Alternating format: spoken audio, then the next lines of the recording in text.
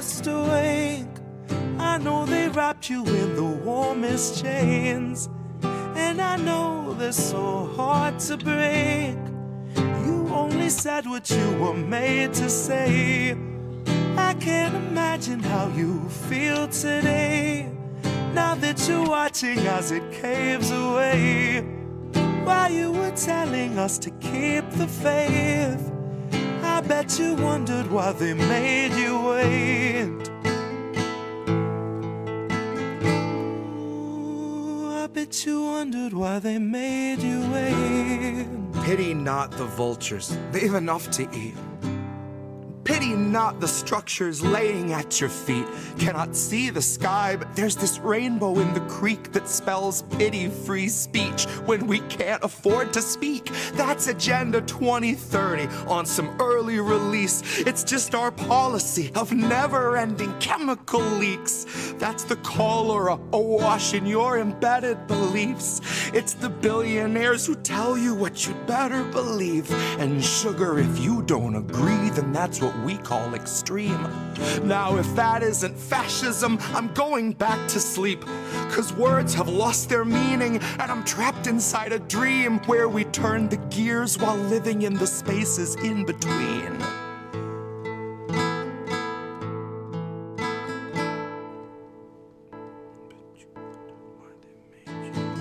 I know you hated being forced awake.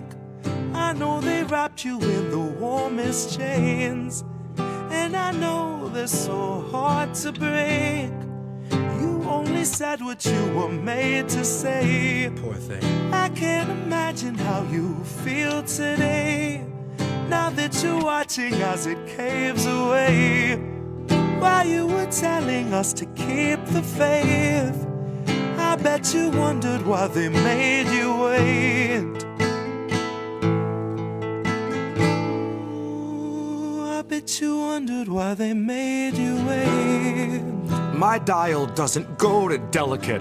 I'm writing for when Biden drops and Madam Zero delegates come stumbling up the podium, square peg in her element, popping Oxycontin like they're velements, laughing as she pawns off all our pensions for Ukrainian development, depleted rounds and cluster bombs, the shit that stunts development, all buried under excrement, accepted as American intelligence.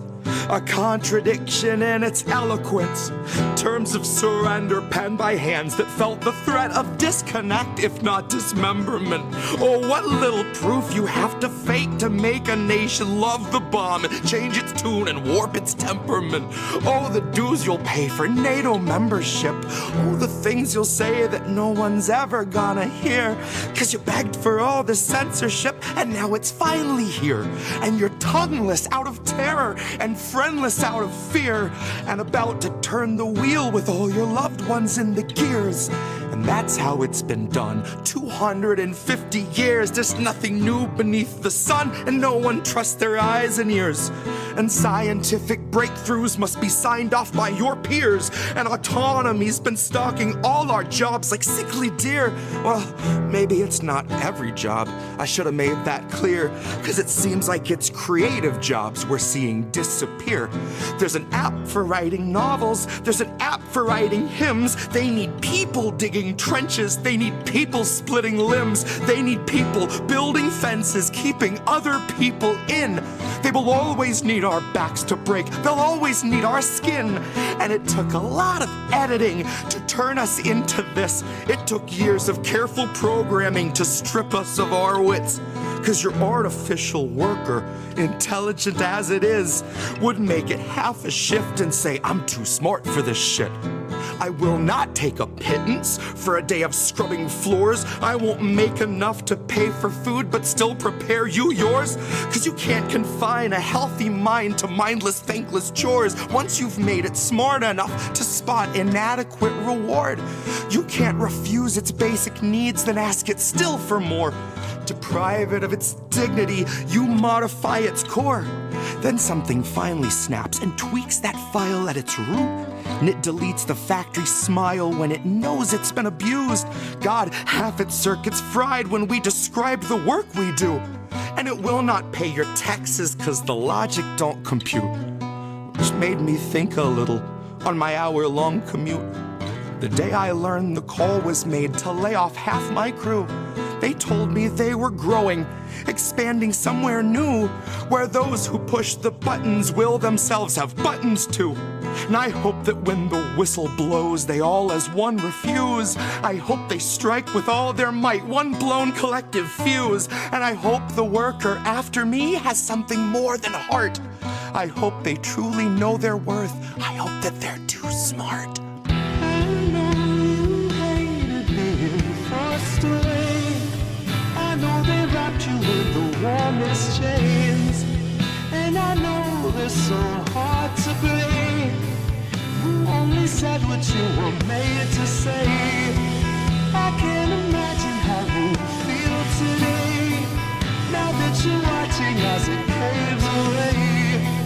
While you were telling us to keep the faith, I bet you wondered why they made you wait.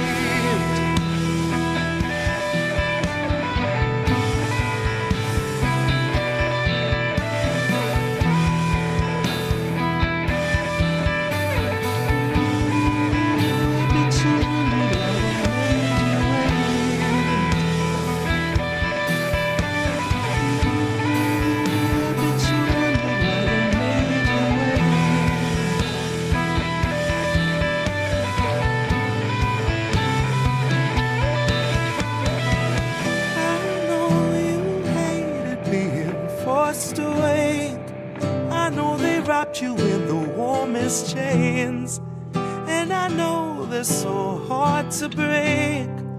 You only said what you were made to say. I can't imagine how you feel today, now that you're watching as it caves away. While you were telling us to keep the faith, I bet you wondered why they made you wait. Bet you wondered why they made you wait.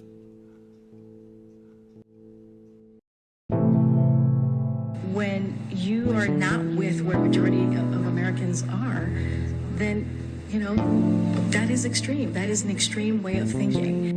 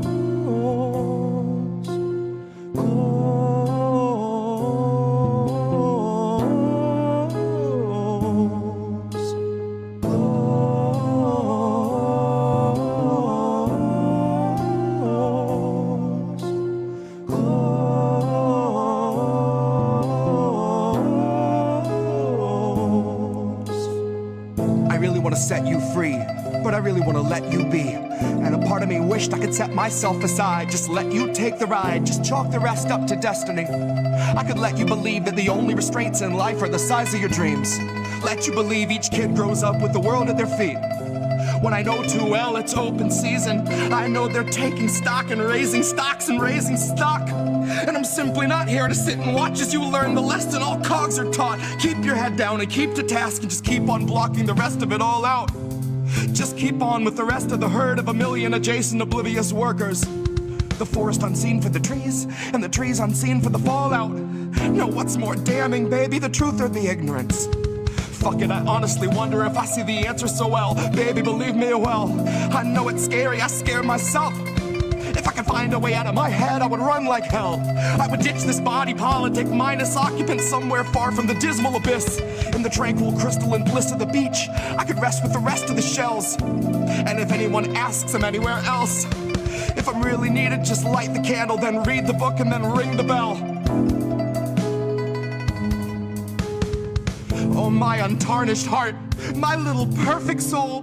This world will melt your mercy down so they can sell its gold. This world will take your worth and then demand 1,000-fold. It's full of greedy pigs who'll eat you out of house and home. They'll strip your bank account and sweep you somewhere down the road, and then return to eat your tent and shitty bike you rode.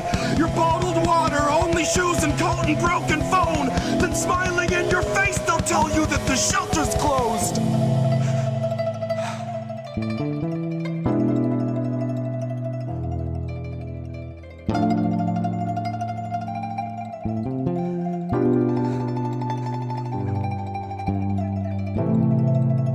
When you are not with where majority of Americans are, then, you know, that is extreme. That is an extreme way of thinking.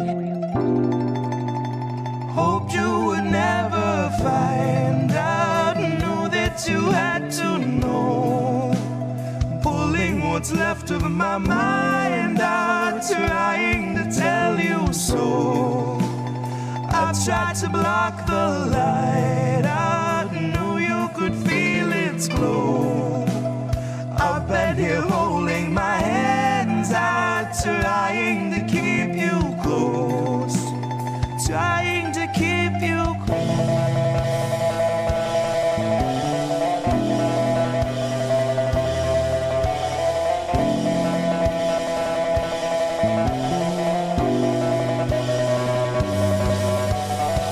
Oh, my untarnished heart, my little perfect soul. This world will melt your mercy down so they can sell its gold. This world will take your worth, then demand 1,000-fold. I tried to block the light just so I could keep you close.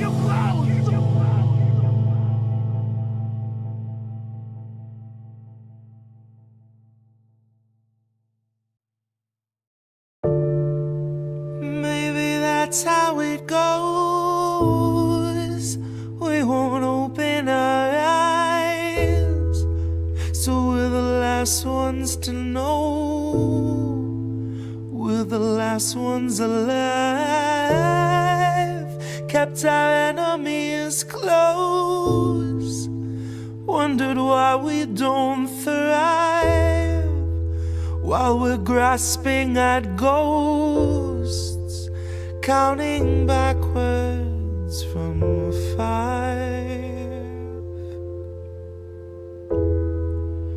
counting backwards from 5,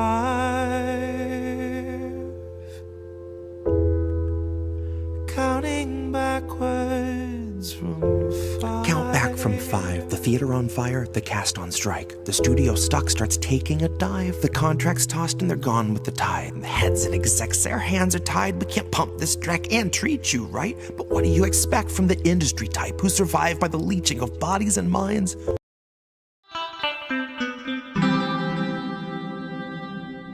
Who are these people? Who are these people? So they're going to reboot Alf before your wages rise. Hi, everyone. This is Indy. That's Reef, I think.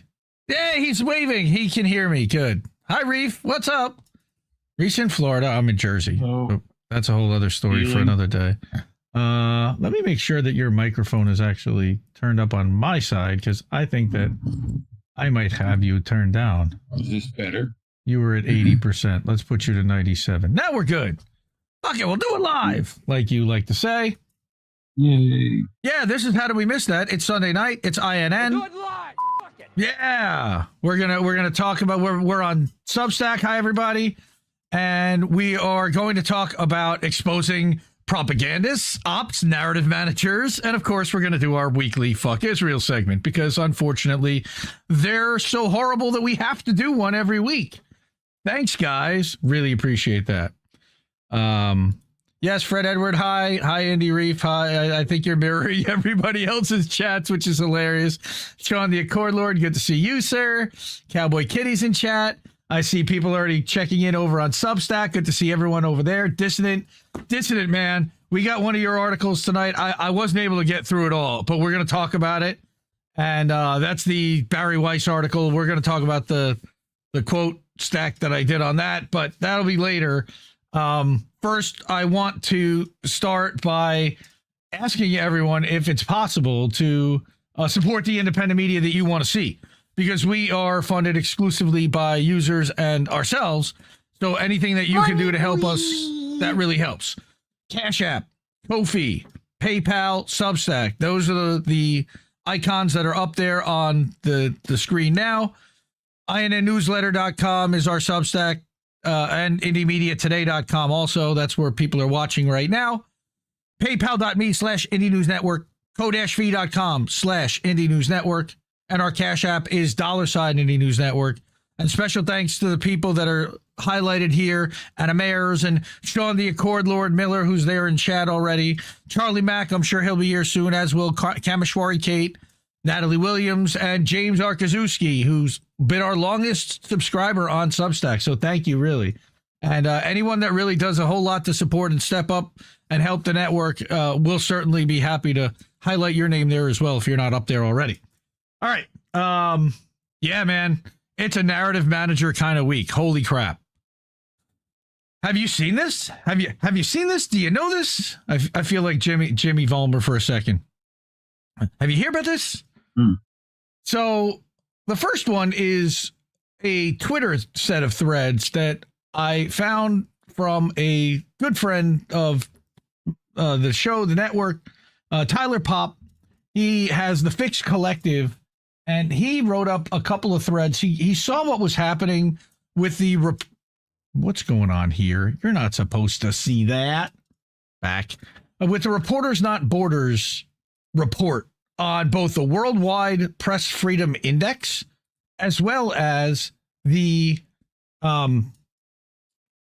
Ukraine index. There's a Ukraine report. So he breaks all this down and he's hopping mad about it. And I totally respect that and am right with him. So I figured let's go through this amazing thread of stuff that he pulled together to talk about exactly what is this? What's this? What's this? There we go. Okay. Reporters Without Borders. All right. So this is their World Press Freedom Index. And he starts by saying that this is a betrayal of press freedom propped up by Western imperial hypocrisy, an expose. Published that this week. And I'm like, dude, this is great. We need to cover this on How Do We Miss That? He starts by saying in the sordid arena of global journalism, and he's a Canadian journalist and analyst, and I think he's done some spaces on Twitter as well. Reporters Without Borders postures as a guardian of press freedom, but its actions expose a far uglier reality.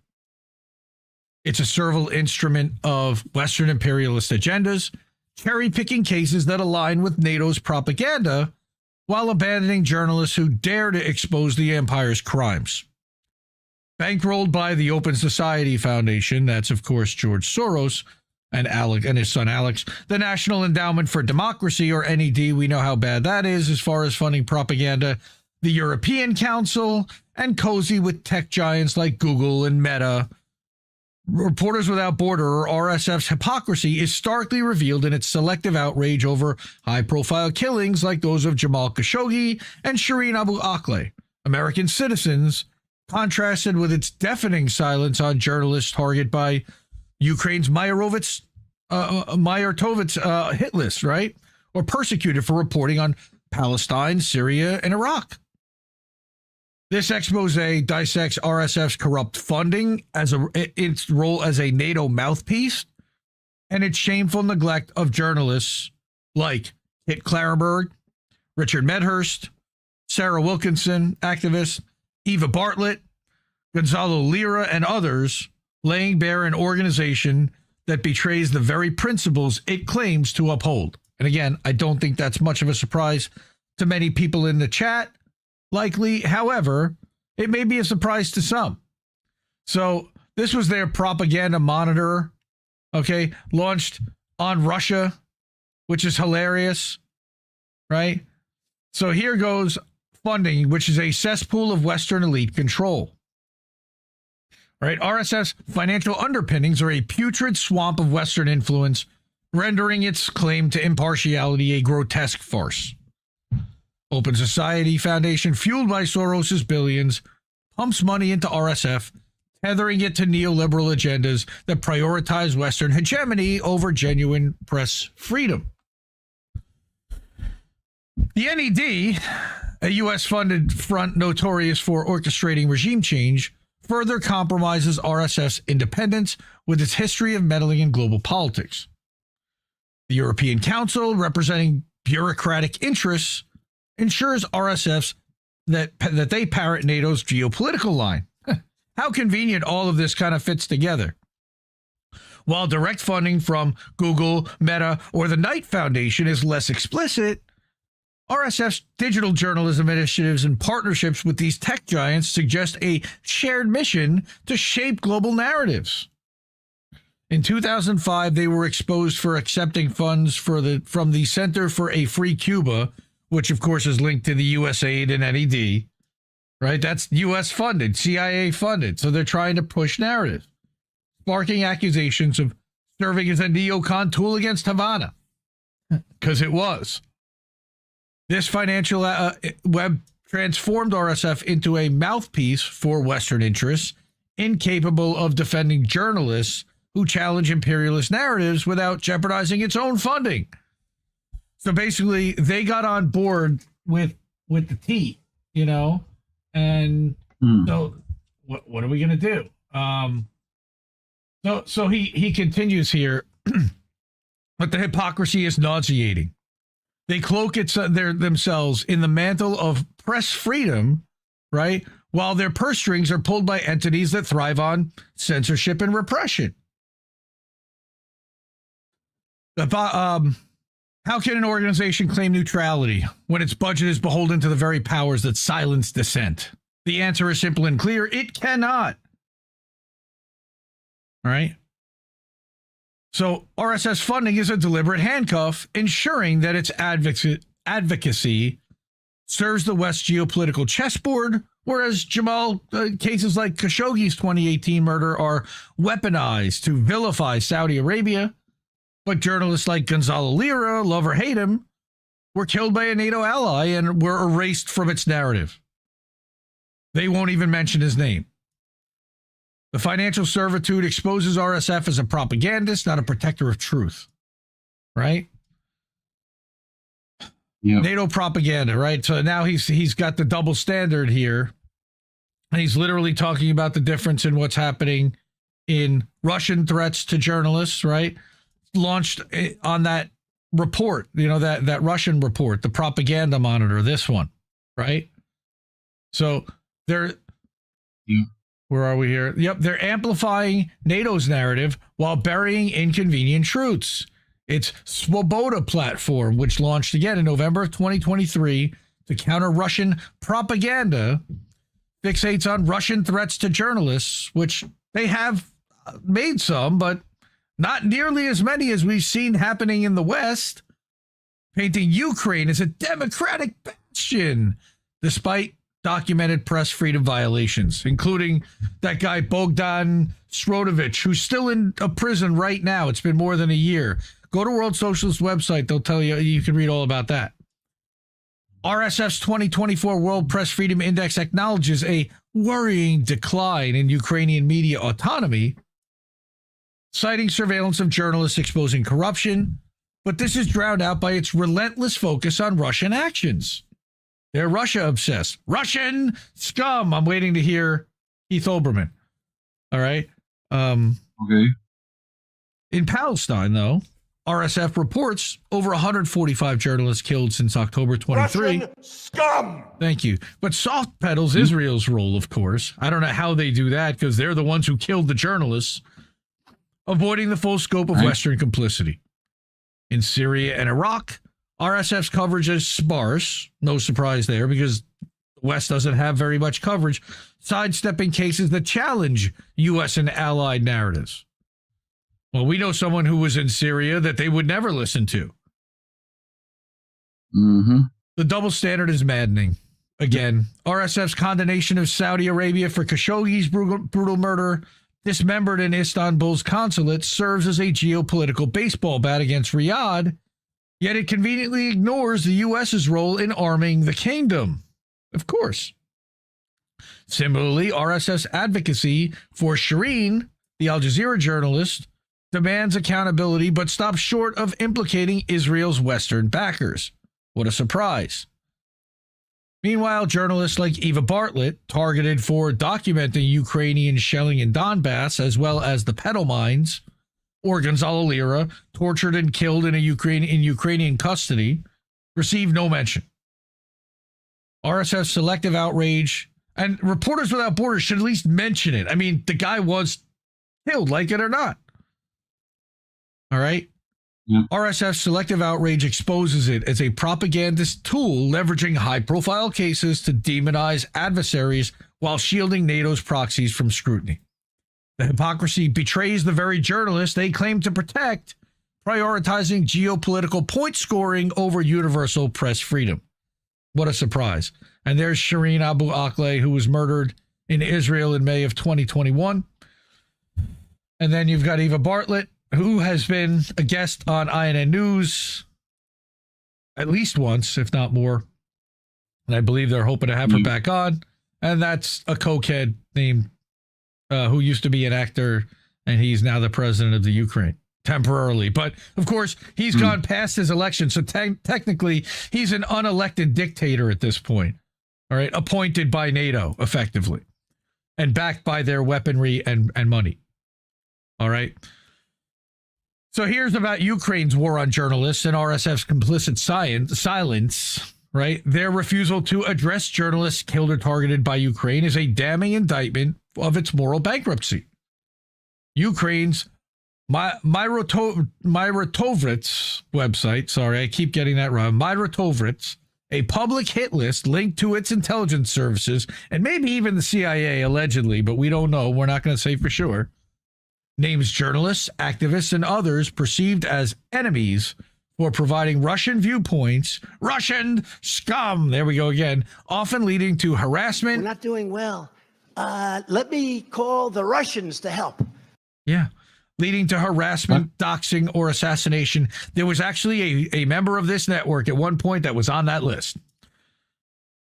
The site's incendiary rhetoric, like Russians and other enemies should be killed, has been linked to targeted violence. I believe Daria Dugina was on that list and then was marked as eliminated once she was murdered.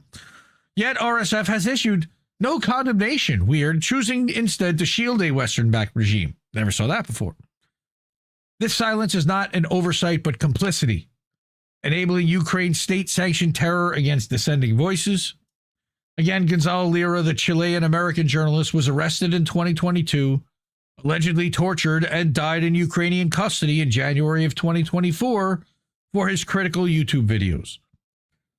His death sparked global outrage by some, yet RSF issued not a single statement exposing its allegiance to Western patrons, Ukraine's Western patrons. And then he names Eva Bartlett, again listed on the website, faces death threats for her Donbass reporting. All right. She's been documenting Ukrainian shelling of civilians. All right. And again, the use of illegal pedal mines, which we reported on this show almost 3 summers ago at this point. All right. Her Donbass reporting documenting that RSF ignores her courage. And then you've got Johnny Miller, the British journalist. He was a guest on Tara's show on this network about 2 years ago, was placed on the Ukrainian kill list for his Donbass coverage, facing threats from ultra-nationalists, yet RSF remains mute. You got George Eliason, another American journalist in Donbass, similarly ignored due to his anti-Western stance. And then he calls out the hypocrisy about Evan Gershkovich, right? That he was exchanged, and they made a big deal out of that, right? Their shameful abdication of the website has been linked to a chilling roster of assassinations and targeted killings. And he lists them: Oles Busina, Buzina, a Ukrainian journalist critical of post-2014 Kiev, was assassinated in 2015. He mentions Daria Dugina here, a Russian journalist killed in 2022 car bombing. Her name marked eliminated on the list. Wow, I thought I'd mention that. Here's another one. Vladen Tatarsky, a Russian military blogger, killed in 2023 bombing. All right. Andrea Rocelli, an Italian journalist killed in Donbass in 2014. Later added to the list, his death unaddressed by RSF. We're seeing a pattern. Yes, for sure. All right. And it's deliberate choice to shield NATO's proxy, allowing a digital death squad to target journalists without consequence. Another betrayal of journalism. So here's another one about Richard Medhurst, and not just Richard, but Alina Lip. All right. They mentioned arrested in 2024 and February 2025 under the UK's Terrorism Act. Allegedly, Ukraine reporting his devices seized. Sarah Wilkinson, we saw her arrested and detained and had her devices, and she was told she couldn't even tweet, remember, for about like a month. And I can understand why, based on the way that she tweets, because it's embarrassing to the people that are backing genocide. But again, Reporters Without Borders, silent. Alina Lip was another journalist that Tara Reid had interviewed on her show here on INN. She's facing 3 years in prison in Germany for her Donbass reporting right now, had her bank accounts frozen. And again, Reporters Without Borders, no defense, because she worked for, quote unquote, the other side. Kit Clarenberg. We got Kit Clarenberg too. Indie Media Award honoree Kit Clarenberg. Detained in May 2023 by UK police for Ukraine and Syria investigations, totally ignored. We got Craig Murray, and he was detained in 2024. He was already in jail for the thing with Alex Salmon years ago. He spent time in a prison for tweeting. Sarah Bills, that's another one. Okay, yeah, she's also on there. All right. The hypocrisy is infuriating. RSF's loud defense of Gershkovich, a Western journalist detained in Russia, contrasts with its silence on others targeted by the U.S. for similar national security concerns. All right. Then we've got other ignored journalists like Vanessa Beeley. All right. Harassed and detained for Syria and Palestine reporting. Absolutely. Max Blumenthal doxxed for his Syria, Ukraine, Palestine investigations. I'm guessing soon to be an Iran one too, because he went there recently. Also, no support. Reporters Without Borders. All right. Aaron Mate is overlooked. John Pilger, censored for his Iraq and Palestine documentaries before his 2023 death, is erased from RSF's narrative. Yet another incredible Indie Media Award honoree. Influenced so many people. Mariam Susli, the platform for Syria-Palestine commentary, not mentioned. Sonia Von Endy, doxxed in Donbass. Sharmeen Norwana, censored for Syria-Palestine, ignored. Jihan Belkin, Nazim Dashtan, killed in a Turkish drone attack. Also overlooked. Okay, again, they very famous ones. Jamal Khashoggi, Shireen, fine, but they ignore these journalists. All right. Indie Media Award honoree, all three of those, by the way. That's Vanessa, Eva, and Richie. And then you've got the big fish. Julian Assange. They were silent on Julian Assange or terrible on him for years. All right. Yeah. Updated list of journalists not covered. I mean, this is a killer thread, and this is just one thread. But wait, there's more. Because here's another thread called NATO's Bitch, right? So once a supposed defender of press freedom has devolved into a shameless mouthpiece for NATO, with its May 15th report titled New Report, RSF and Truth Hounds Reveal Russian Strategy of Bombing Ukrainian Hotels to Silence the Press. All right.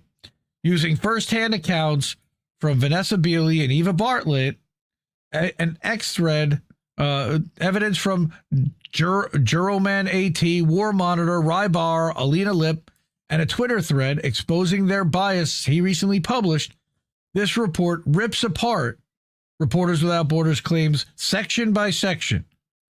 Their refusal to address Ukrainian forces' targeting of Russian journalists. We talked about that. RSF fixates on Russian attacks while turning a blind eye to Ukraine's targeting of journalists in civilian spaces, often hotels, as confirmed by independent reports. They don't like independent reports, obviously, because they ignore independent journalists. Yeah. Mirotvorets, the Ukrainian kill list, terrorizes journalists. Okay, so again, this is coming out of, where was this? I don't know which report this is. All right, Truth Hounds. All right, but he's going to debunk this section by section, and I would go through that. It would take a while. But here's pictures of that website where they're targeting specific people. Even Henry Kissinger's on that list. Okay. And here's Sonia Lukashova, and they have it in Cyrillic as well as in English, which is interesting because in the top right-hand corner, I seem to recall, it said Langley, Virginia. There another organization located in Langley, Virginia that you know of? I do. But anyway, I digress. RSS credibility as a press freedom advocate is non-existent, and its once noble mission corrupted by NATO's agenda. By ignoring Ukraine's attacks on journalists while amplifying Russia's, RSF has become a willing purveyor of Western propaganda, whitewashing war crimes to fit NATO's narrative. Its silence on the kill list and complicity in Ukraine's actions reveal a moral bankruptcy that no amount of sanctimonious reports can mask.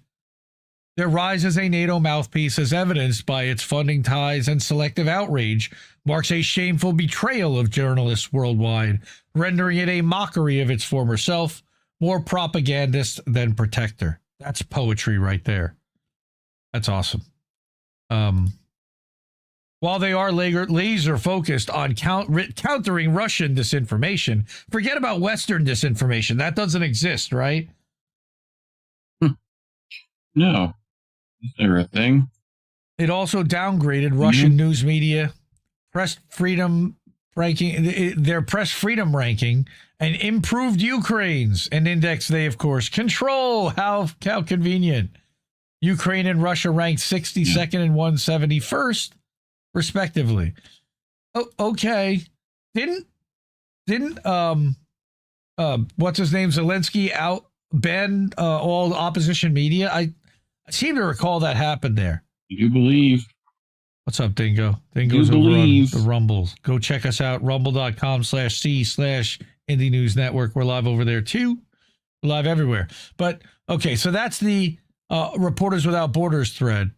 Is it a CIA and NATO created front like MSF? Well, Doctors Without Borders has indeed been linked to intelligence operations, but they do treat wounded in conflict zones. RSF is an organization far more entrenched with intel and propaganda than Doctors Without Borders. And then, of course, this is really interesting.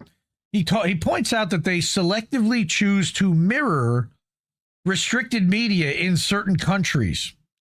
And this came out just yesterday. So I'm like, shit, man, I guess I have to add this to the whole thing. But what he talks about here is these specific 4 websites, Sputnik, RT, 5 websites, Hispan TV and Vivo, Press TV, and CGTN. But what's really interesting is that he goes more into Reporters Without Borders background. And here's something that they did. Is that concerned with censorship in certain countries, right? They decided that they're going to set up mirror image websites, almost like a Wayback Machine, to preserve them in case their press freedom disappears, okay? But they're only willing to set that up in certain countries, all right? RSF's selective mirroring isn't just biased. It's a calculated move to serve Western geopolitical interests. Go figure. It's funding from Western elites like the Open Society Foundation, NED, both with ties to U.S. foreign policy, undermines its claims of neutrality. We talked about that. As already noted, they never call for protection of Western journalists who are constantly critical of Western governments when they face intimidation and lawfare at the hands of their countries. Right? So this one is Operation Collateral Freedom. RSF currently enables 23 media outlets censored in Russia and 25 outlets blocked in China to continue broadcasting independent, reliable information to the public. This is what I'm talking about with these mirror sites.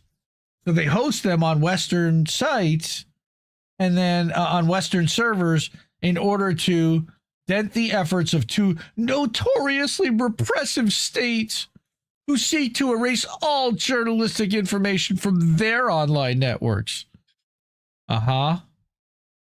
Wait, this... Oh, okay. Right. Because Putin's a madman. RSF's focus... What? RSF's focus on mirroring media critical of governments opposing Western hegemony aligns with its mission, but it also reflects a bias toward amplifying voices that serve Western interests. What a shock. Often at the expense of balanced access to all perspectives. The absence of mirroring for state media like RT, Sputnik, and CGTN, while actively supporting their critics, underscores this bias, particularly given that RSF's Western funding comes from where it comes from. Limitations include a reliance on public resources, which may not capture all nuances, especially for less documented cases like this Hispan TV's global reach. Further research into this decision-making processes could provide more clarity on its selection criteria. I don't think we even need to look into that. We know where it comes from. A search feature is available on the website, and they consistently object when journalists from Western state-sponsored media, often with direct and indirect ties to intel agencies, are sanctioned, charged, or expelled. All right. So this goes on, and he's got this really nailed. All right. There's the second report and the first report. It's all tied together here. He says, I believe what gives the lie away is their push for state-run media to be omnipresent and well-funded. They advocate for Voice of America and Radio Free Europe, as well as many other Western propaganda sources, but they never address that it's exactly that. So, again, fuck Reporters Without Borders, because they're garbage. And they were terrible on Julian Assange. Terrible. Rebecca Vincent was good. She was their head leader for a while. The rest of Reporters Without Borders was terrible on acknowledging, how about Ola Binney, that's been persecuted like crazy. It's very selective. Look at, you can see here, Cuba is there, but where's Ecuador? Or where's El Salvador with Bukele? I mean, that's a propaganda factory down there. Come on, man. Yeah. All right, so that's. I didn't think anybody else was going to bring that Reporters Without Borders. And Australia's fine too. They've never. Right. No, Australia. They've never done shit either. Right. Well, exactly. They're in the yellow there. Right. All right. Notice that Canada locked up. I mean, we saw that this year. Now that was for 2025. Right. We covered. Yep. Charged by a Canadian citizen with harassment and jailed for 4 days. But the Press Freedom Index, all right, and we know that they're clamping down right now. All right, but McBride in Australia. Harps over on the Substack. Australia sucks. That's right, mate. Fucking straight, mate. Those fucking cunts. You gotta go to fucking Bendigo, Morty. Yes, I dropped a cunt on the show. Thank you, Harps. That's an homage to Harps. Harps loves saying cunt all the time. Cunt. Because he's an Aussie and they don't care. All right. So before we continue, I did want to ask if you're able to, and it means please support the independent media you want to see. Those are the amazing people that have already done so. The ways to do it are Cash App, $Indie News Network, Kodashv.com/Indie News Network, PayPal.me/Indie News Network, and at INNnewsletter.com.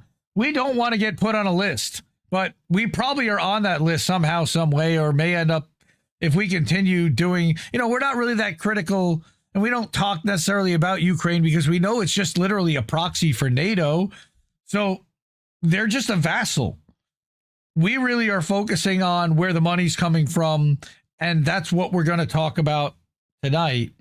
That's next, which is our Fuck Israel segment, because we have to do one every week.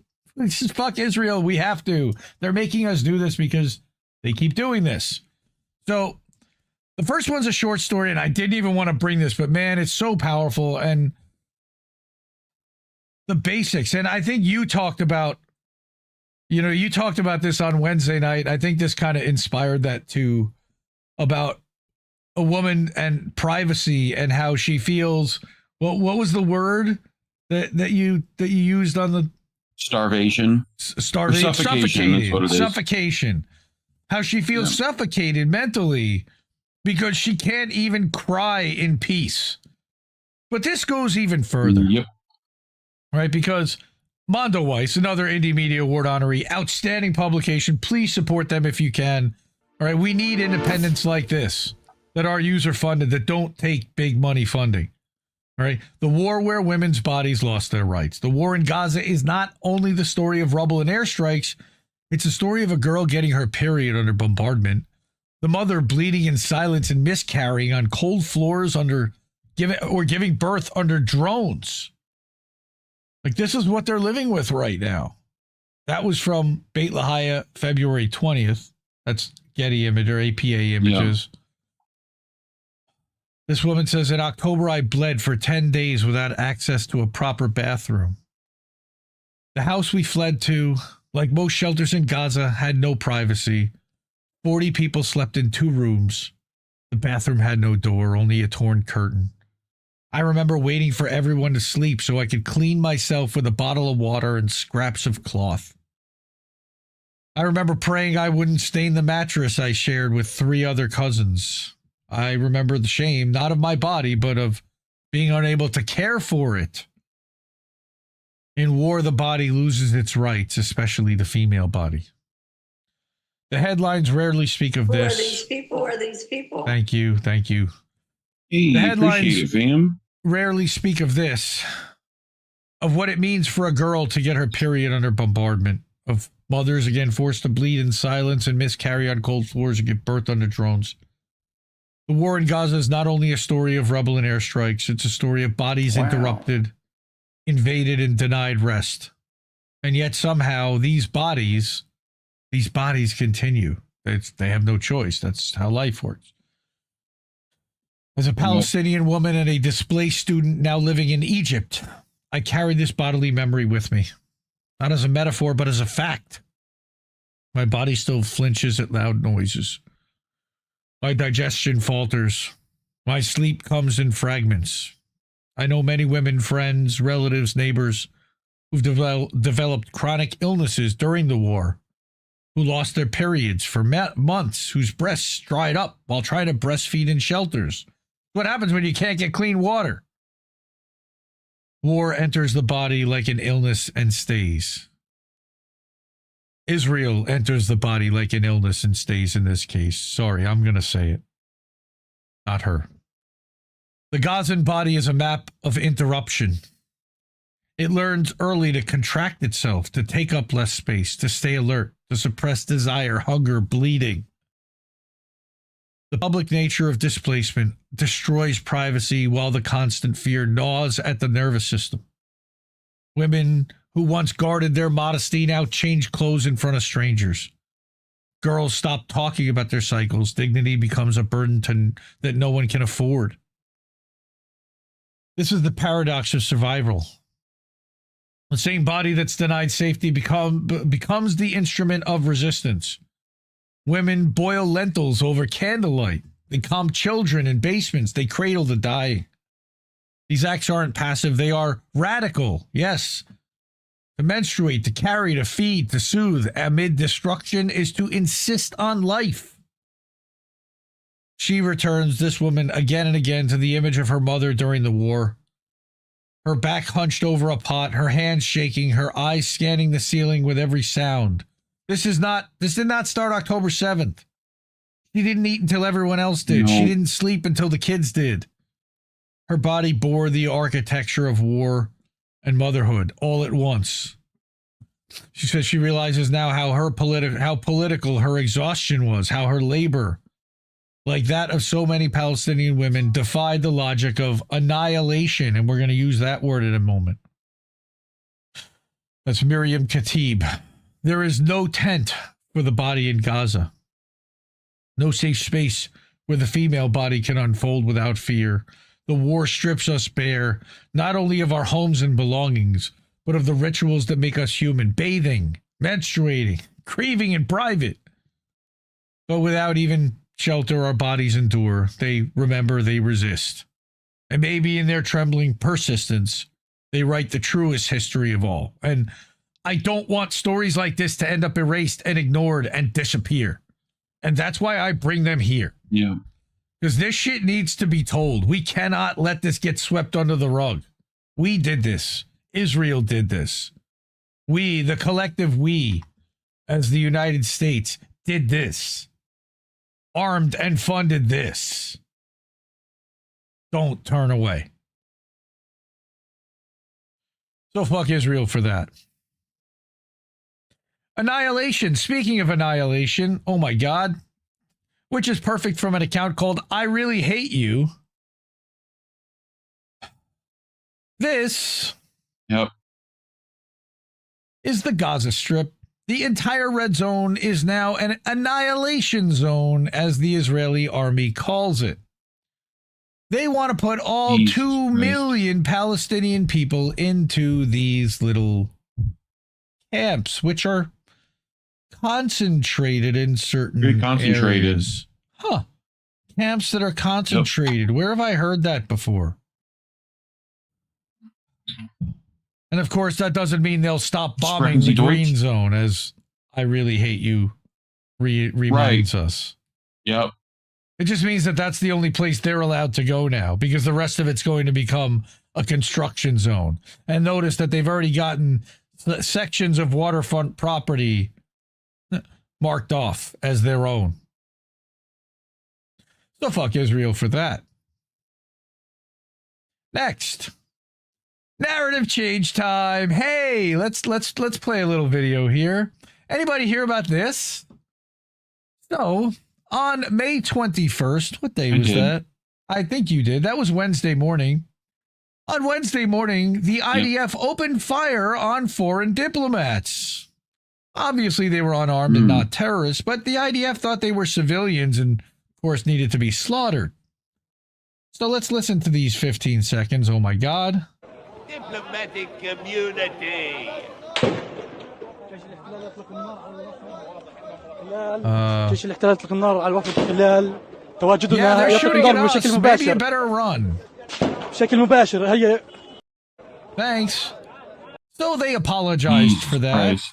So they apologized and we're like, yeah, sorry. We're sorry. We're sorry. We're sorry. We're sorry. We're so sorry. Right? Okay, well. Jesus Christ. But somebody decided that a narrative change was necessary, and let's see why. Here's what happened. So Rob Durden, our brother at INN, check out my one-on-one with Rob Durden from end of March, which you can find at INNnewsletter.com, among other places. May 21st, it was all about the foreign diplomats coming under Israeli fire on official West Bank visit. Huh. Why? Warning shots. The army fired warning shots at French and other diplomats. A little bit more detail. UK calls for an investigation. Huh.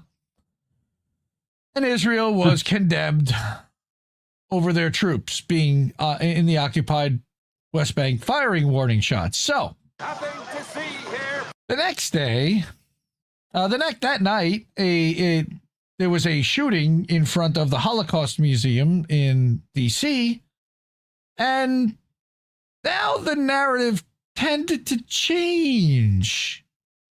Instantly, overnight, all those headlines were gone. Nobody was calling any outcry for anything over a... Wait, diplomats got shot at? What? It's a psyop. So, remember they got shot at. Okay, let's hear what our friend Fiorella has to say. Fiorella Isabel, independent journalist, Indie Media Award honoree, of course, inaugural class 2022. She's over on Substack. This is substack.com/@Fiorella Isabel. She says on notes, let me make it very clear. The assassination of Israeli, which is funny, Christian Zionist embassy staff by Elias Rodriguez, is the confessed shooter, allegedly, is extremely suspect, as he reportedly stayed and ensured everyone filmed him shouting Free Palestine, and the manifesto released to one of the most unreliable establishment sources, cosplaying as an independent journalist. Fucking flippin' douche.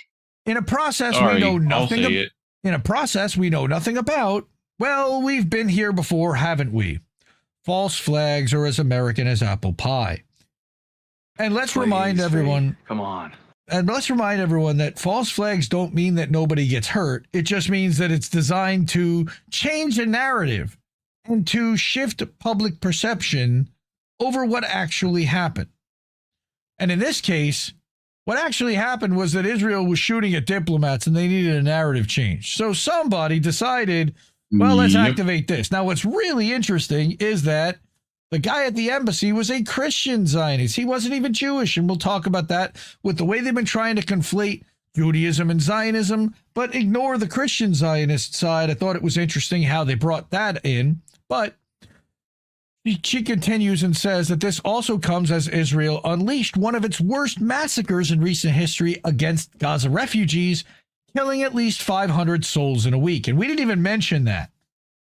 And I'm sorry for not. Nope. The majority of the world has turned against it for its months of atrocities, year and a half plus. So sure, something like this would, in the West, affect the protesting and support. It would work in favor of Israel to a degree, but for the people saying this is going to hurt the movement for Palestine, I ask, what movement and from what?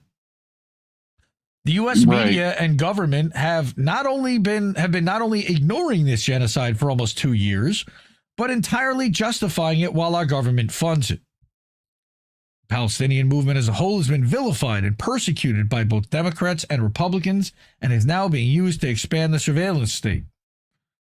In the U.S., this movement is very weak and relies on a lack of understanding about the history of U.S. interventionism and foreign policy related to Palestine. Totally agree. How can you, when it's happening to, and our tax dollars are complicit in a modern day Holocaust? Are you truly standing against it by not doing enough? If it weren't this incident, they just use another or even manufacture consent like they've been doing by making Zionists the victims as they murder children on the daily. The baby murder is just insane to me.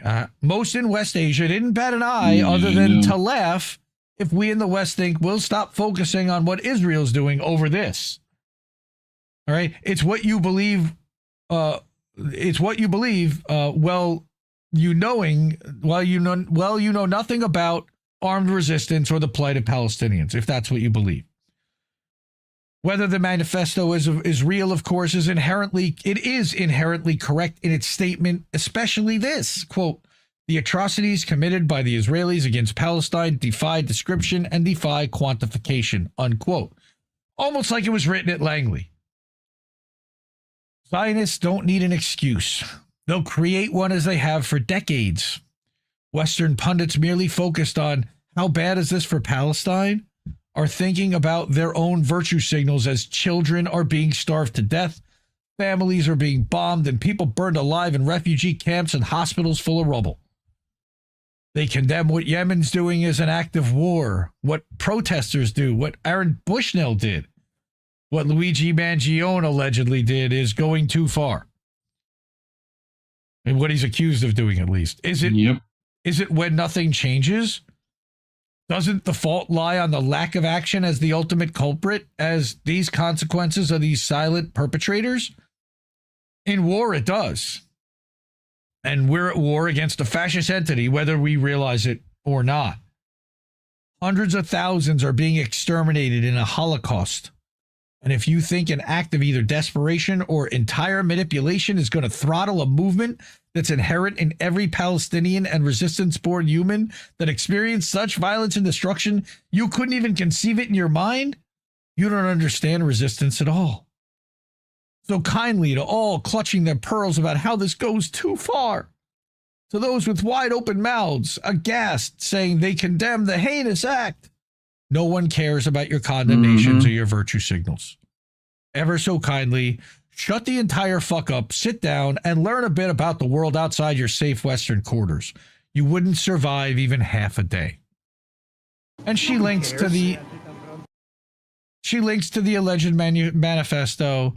And here's the video where he's not beaten up by cops. He's handled awfully well. He's not muffled. And then he's allowed to sit on a bench right there on the other side of the door. Like, really? Really? This is allegedly the guy that did it. He murdered two people in cold blood, admits he did it, and they treated him like this? Now, inconceivable! Right? Inconceivable! I love him. Wallace Shawn. Now, inconceivable. Infee's mentions or replies here was something from BetBeat Media. And I wanted to bring this up because I like Kareem and I like Peter, and go support them. They're outstanding. They did a great sit down with Fee and Vanessa recently. And they replied to Fiorella and asked that the false flag seems so stupid to me. Targeting Israelis is something many people now really don't even care about, which I guess. But if you do a false flag, wouldn't you target a synagogue to show, hey, look how these pro-Palestinians are anti-Semitic? You see?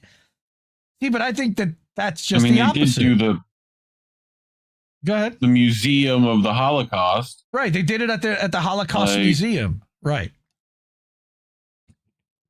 But I said to I think it's Kareem who replies on the BetBeat account, just the opposite. It's the fact that it happened on American soil that changes how most Americans see this, sadly, versus the genocide halfway around the world. They're completely disconnected from it, unfortunately. We're not. Like, we bleed this shit every day. We see this in our feeds, and we're screaming about it daily. We're showing it on our shows. We're sharing it with people anyone who look at it. B, if it were a synagogue, it would only be directed at Jews. But this is a Christian Zionist murdered in a public place. Zionists will still call this anti-Semitism, claiming that the murderer didn't even know that this guy was a Christian and that they're not just targeting quote-unquote Jews in synagogues. Now they have to fear being anywhere in public, even at a Holocaust museum. He was a volunteer for the IDF, right? See, this is a way to get Christians upset at Israel for bringing upon this kind of violence now to American soil. My feeling is that it was the press coverage surrounding that IDF shooting at the delegation in Ramallah in the West Bank, what we showed earlier, that likely led to someone calling to trigger the false flag op, allegedly, to change the news coverage overnight. False flag doesn't mean nobody ends up hurt. It's actually part of the op. And I mentioned to him that I was going to talk about this. All right. Were they at the Holocaust Museum to try to pick up some? No, Mastermind Hour. There was a private event there. It closed at 5 o'clock. There was a private event, and they were leaving the private event, and somebody jumped out and shot them. Murder. Terrible. It's terrible. Look, we don't want to see anybody killed on American soil. I mean, I'm not going to clutch my pearls. This guy volunteered to be in the IDF and to protect the Israeli embassy Then he was invited to this Holocaust Museum thing. He was, again, it's a terrible story because he was engaged, right? More ways to garner sympathy. He's got a pregnant wife. They killed the wife too, right? I believe it was the husband-wife thing. So narrative change, we need that. Now, what's interesting is Nick did a really good video about this. So I'm going to bring this. It's about a 3-minute video for Hotspot. And my comment on this was that all of this, I would only add again that the result mostly benefits Israel's agenda in multiple ways, including stoking anti-Iranian sentiment, because they could potentially pin it on a hitman. I'm waiting for the announcement that connects the murderer to Iran to fit the narrative that CIA, Plan Beitar, and Mossad want to push, because we know that they're looking toward that. But they also do want to propagandize the Christians in America to support war with Iran, potentially. And if this was an Iranian, maybe, or somebody supporting it. And what they've been doing is saying that Iran supports the Palestinian people. So by extension, now you've got Iran supporting Palestinians, and this kid supports Palestinians, so therefore Iran. Forget Israel. Don't look at Israel. Don't look at Israel, whatever you do. Okay? So here's Nick's video. All right, let me unmute and let's start that again. Let's go. A former IDF war criminal was smoked outside of a Jewish museum in Washington, D.C. by a lone shooter who was arrested while shouting "Free Palestine." Free, free Palestine! Free, free Palestine! Free, free Palestine! I'm sorry, but this story just absolutely reeks of a false flag. Wait, you're telling me that this shooter killed 2 members of the protected class while being arrested peacefully and given an opportunity to have a glamour shot and scream "Free Palestine" at the camera? Well, I guess our First Amendment is officially done for. Whether this is a false flag or not is mostly irrelevant. Our government will still take advantage of this to roll back our rights and expand state power. The talking points are already out, with Zionists claiming that the Free Palestine movement want to globalize the Intifada and murder all Jews. No, we want you guys to stop murdering children. This is a moment when we need to look ourselves in the mirror and say, we've got to stop this because the consequences are deadly. When you have protesters chanting "globalize the Intifada" in the streets of major cities, this is what they mean. Free Palestine. We hear that on the streets, we hear that on college campuses, and there are a lot of people who have been worried that that has been turned into a call to arms and a call to action and violence. In World War II, we did not negotiate a surrender with the Nazis. We did not negotiate a surrender with the Japanese. We nuked the Japanese twice in order to get unconditional surrender. That needs to be the same here. You guys see how the story is designed to distract from the fact that these people are committing a genocide, and the fact that they want to legitimize their anti-Semitism hoax so they can crack down on the free speech of Americans? The guy that was murdered wasn't even Jewish. He's a Christian Zionist traitor who served in the IDF, who called for Israel to murder more children. Direct action targeting genocide supporters have nothing to do with Jewish hate or anti-Semitism. So false flag or not, you guys notice how the ruling class takes advantage of these events in order to push their narrative and crack down on dissent. And this is something that we should absolutely not tolerate. Dude, fire. That Nick nailed it. Seriously, Nick nailed that. All right. So shout out to Nick on that. Also, by the way, he uses Zay Squirrel's tweet. Zay Squirrel's been all over this too. So again, because of all of that, why is that happening? All that's happening because Israel is dropping bombs on kids. Stop murdering kids. The kids go home, we go home, and we stop screaming about that for now, and then give the land back and do all the other things that we've been saying that you need to do because you've made it untenable for them. Now what are you going to do? You've turned the whole place into a wasteland. Now you're trying to either offload them or murder them. Who knows? Pushing them into these 3 little camps What camps that are concentrated outside the Annihilation zone? The red is the Annihilation zone. Again, reminder, Annihilation zone. Holy shit. The last thing I wanted to talk about were the spy flights. Now, Declassified UK, and specifically Matt Kennard, who started tracking this, has been tracking for months how the UK has been using its bases in Cyprus and elsewhere to provide air support and spy flights on behalf of Israel over Gaza. Yep. And what I've done here is documented just a half dozen of them here and brought a bunch of them showing exactly, and he's got like flight patterns and paths and plane numbers. The Ministry of Defense has confirmed to Declassified UK spy flights to Israel will continue. RAF spy flights heading to Gaza have left the UK base on Cyprus 5 of the last 6 days, according to flight data. They track this. And look at that. It kind of disappears off radar right before it hits to this area right here. Huh. I wonder why they went dark. Interesting. All right, so that was May 20th. That was on Tuesday. But this is not new. So this was back in April. You had Matt Kennard. All right. Last week, a U.S. military CN-235 went from Britain's base to Cyprus to Tel Aviv, believed to be used by special forces. Okay, UK government refuses to divulge any information about U.S. use of RAF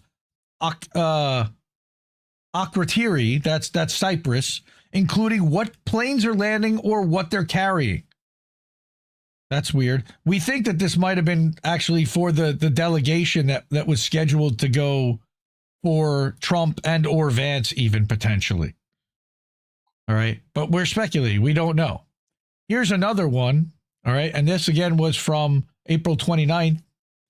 All right. As Mustafa signed this new memorandum of understanding with David Lammy, the foreign secretary, the UK literally had a spy plane in the air over Gaza collecting intel for Israel to help it carry out its genocide.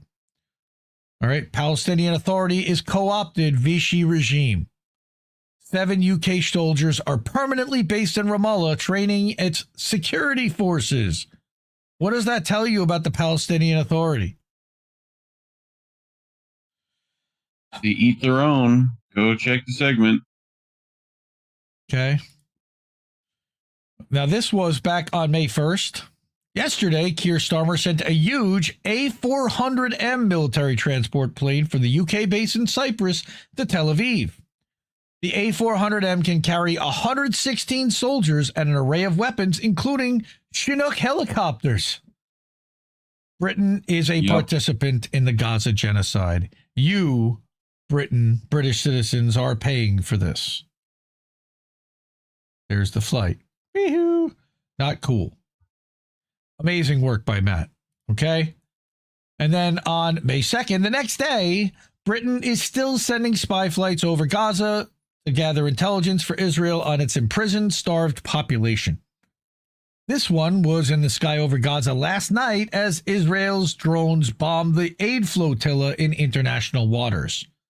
ICC must intervene as a matter of urgency. Well, we saw what they did to the ICC. They sanctioned the lead prosecutor and charged him with a crime. Yeah. Fake news. Yeah.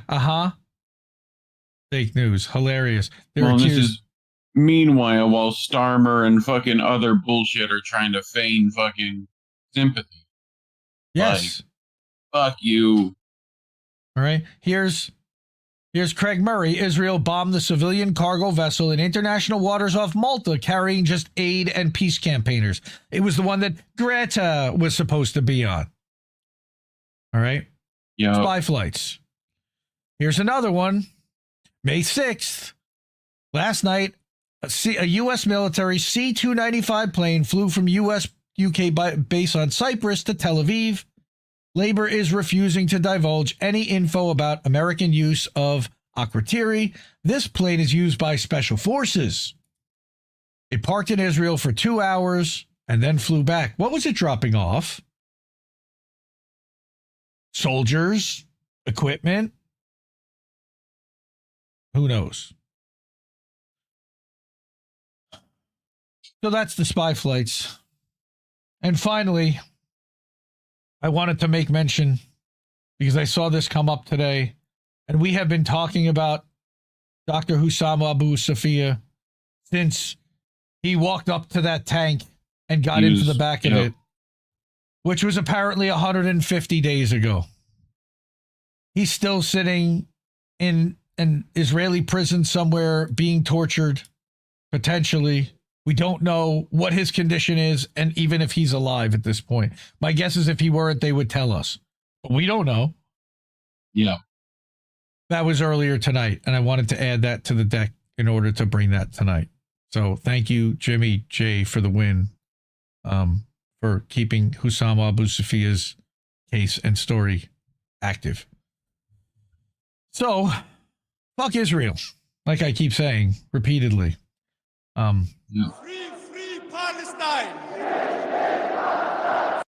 And for segments like that, we will not probably be remonetized on YouTube. And because of that, we rely on you to be funded here on Cash App, co-v.com, paypal.me, or Substack over at innewsletter.com or at indiemediatoday.com. That would be really nice. It really helps. Yeah, fuck YouTube. We are actually going to do our next show tonight, Boat Smashing Into Other Boats, off YouTube. We're going to go exclusively to INN 8, the Ocho, and all the other INN channels. So we'll be live on Kick, and we'll be live on Twitch, and we'll be live at INNnewsletter.com, actually over on Substack. We'll be live in a bunch of places, but we are, we're going to bring boats only to the Ocho over on Rumble and the other places. Fuck YouTube. Hi everybody. What's happening? Oh, good crowd here. 24 people or so over on YouTube. Everybody over on Rumble. What's up? Anna Mares, I hope you're feeling better. I don't know what the hell happened. Anna ended up in the hospital. She ended up trapped. Her eyes messed up. She couldn't see out of her eye. Send her some love. And she's going to need some cash, not just some love, cash for some hospital bills likely. They want to charge her up the wazoo for MRIs and scans and all kinds of crap. So once she's got a GoFundMe, I'll add it to the batch, because we've already got Shanda's and Anna Marie's we're going to talk about later. But first, we're going to talk about the article that I wrote this week. And we're going to go down a rabbit hole, because I decided to go down a rabbit hole. Saw this guy starting to develop some kind of a profile, and everyone's saying, like, why do you care? Like, what's going on here? Well, I'm going to explain why. But before I do, Bad Wolf, good to see you. I want to say hi to people that are actually here. Earl of Lurl, what's up? Good to see you, sir. I can't find the link on the Ocho. It's not on the Ocho. We don't have a link. It's only pushing live when it goes live. You just go to the live link. So here, let me give you that. It's the, like... No worries. It's rumble.com/INN8 the Ocho/live, I believe, is the link. Tyler Pop, the fix. Dude, we read your thread earlier tonight. It was fire. That was great on Reporters Without Borders. You know, go everyone go follow and support the Fix Collective. All right. Emotional Learning, Dr. Donnie, good to see you, sir. Yep, no sympathy for IDF assholes. That's right, I don't. All right. People hurt is outrage, part of an op. Agreed. All right. It gives people reason to rage. All right. There are, I don't know why I don't have any more chats than that here. Yes, Anna, such bullshit. Our medical system is fucked. All right. She's over on Rumble. Go Start. Hamaste over on Rumble. Hamsters. That was really funny that his spell check automatically fixed that. Oaktown Girl, Wesley Donison. Dude, this is great. I love seeing everybody here. And we're about to get to a article that I wrote where I kind of helped crowdsource this a little bit. And I leaned on some communities and some open groups that I'm a member of to ask questions about this character that I saw pop up in my Twitter feed. His name is Dominic Michael Tripi. And I don't know if anybody's heard of this guy. I had not really. It would be hard, especially if you're not on Twitter, to have heard of him, because he really hasn't existed much off of Twitter, with the exception of about a dozen or so podcast appearances, 2 dozen, in the last year and a half. So my question is who is this guy? You can see. And it kind of works out because I want to know. Who are these people? Who are these people? Who are these people? I don't know. All right. So I write this up and I start looking at his Twitter bio. So let's read it. Let's read through it and explain what's happening here. So I do a deep dive investigation that turns into holy shit. I think this guy's, I don't know what he is, but he's certainly not what he claims to be. Something's been gnawing at my brain since I started seeing it a few weeks ago and asking questions, which only further sent my spidey senses tingling that something is not what it appears to be here. A journalist, analyst with a decent-sized following whom I'd never heard of showed up in the replies under people I follow on Twitter, which got me curious. So I put out a tweet. I asked a set of questions on May 4th. I screen capped his bio. Mostly it went unanswered, to my satisfaction at least. I said, who is this guy? Now, it says here that he's the CEO of World Independent News. What is that? Why doesn't he have a website? Like, he's a news guy who's a CEO of an investigative reporter? Where's he published? What's he investigated? And why doesn't he ever link to an article in his breaking tweets? I'll get to that in a moment. So again, I break down, he claims to be the CEO of World Independent News. What is that? That doesn't exist anywhere. It's a website, a media presence. There's no business with that name registered in the states of Missouri or Texas, where he claims he resides. His name doesn't appear in any yearbook. Now, shout out to a friend of ours, friend of the show, that actually watched a podcast, watched him say what yearbook, what high school he went to, then went to that website for that high school, found a whole archive of all their yearbooks and went through every yearbook for the 2000s. When this guy would have graduated high school, he doesn't exist in that yearbook. There's also no searchable record of him posting or publishing publicly anywhere prior to January 2024.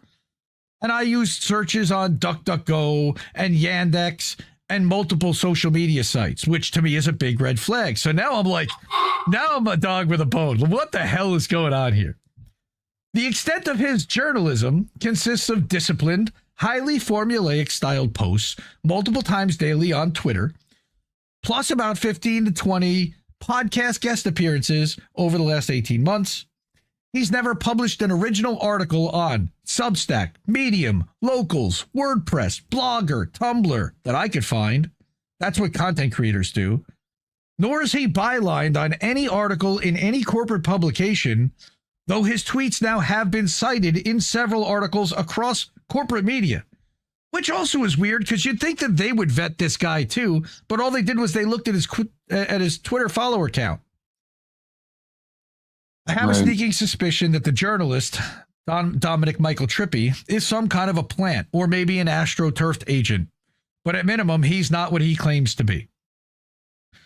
Now, here's my why. We've seen personalities like this pop up elsewhere in independent media the past couple of years, which damages the overall reputation and credibility of genuine independent journalists and causes casual observers to dismiss the work of independents when they learn about stories like this.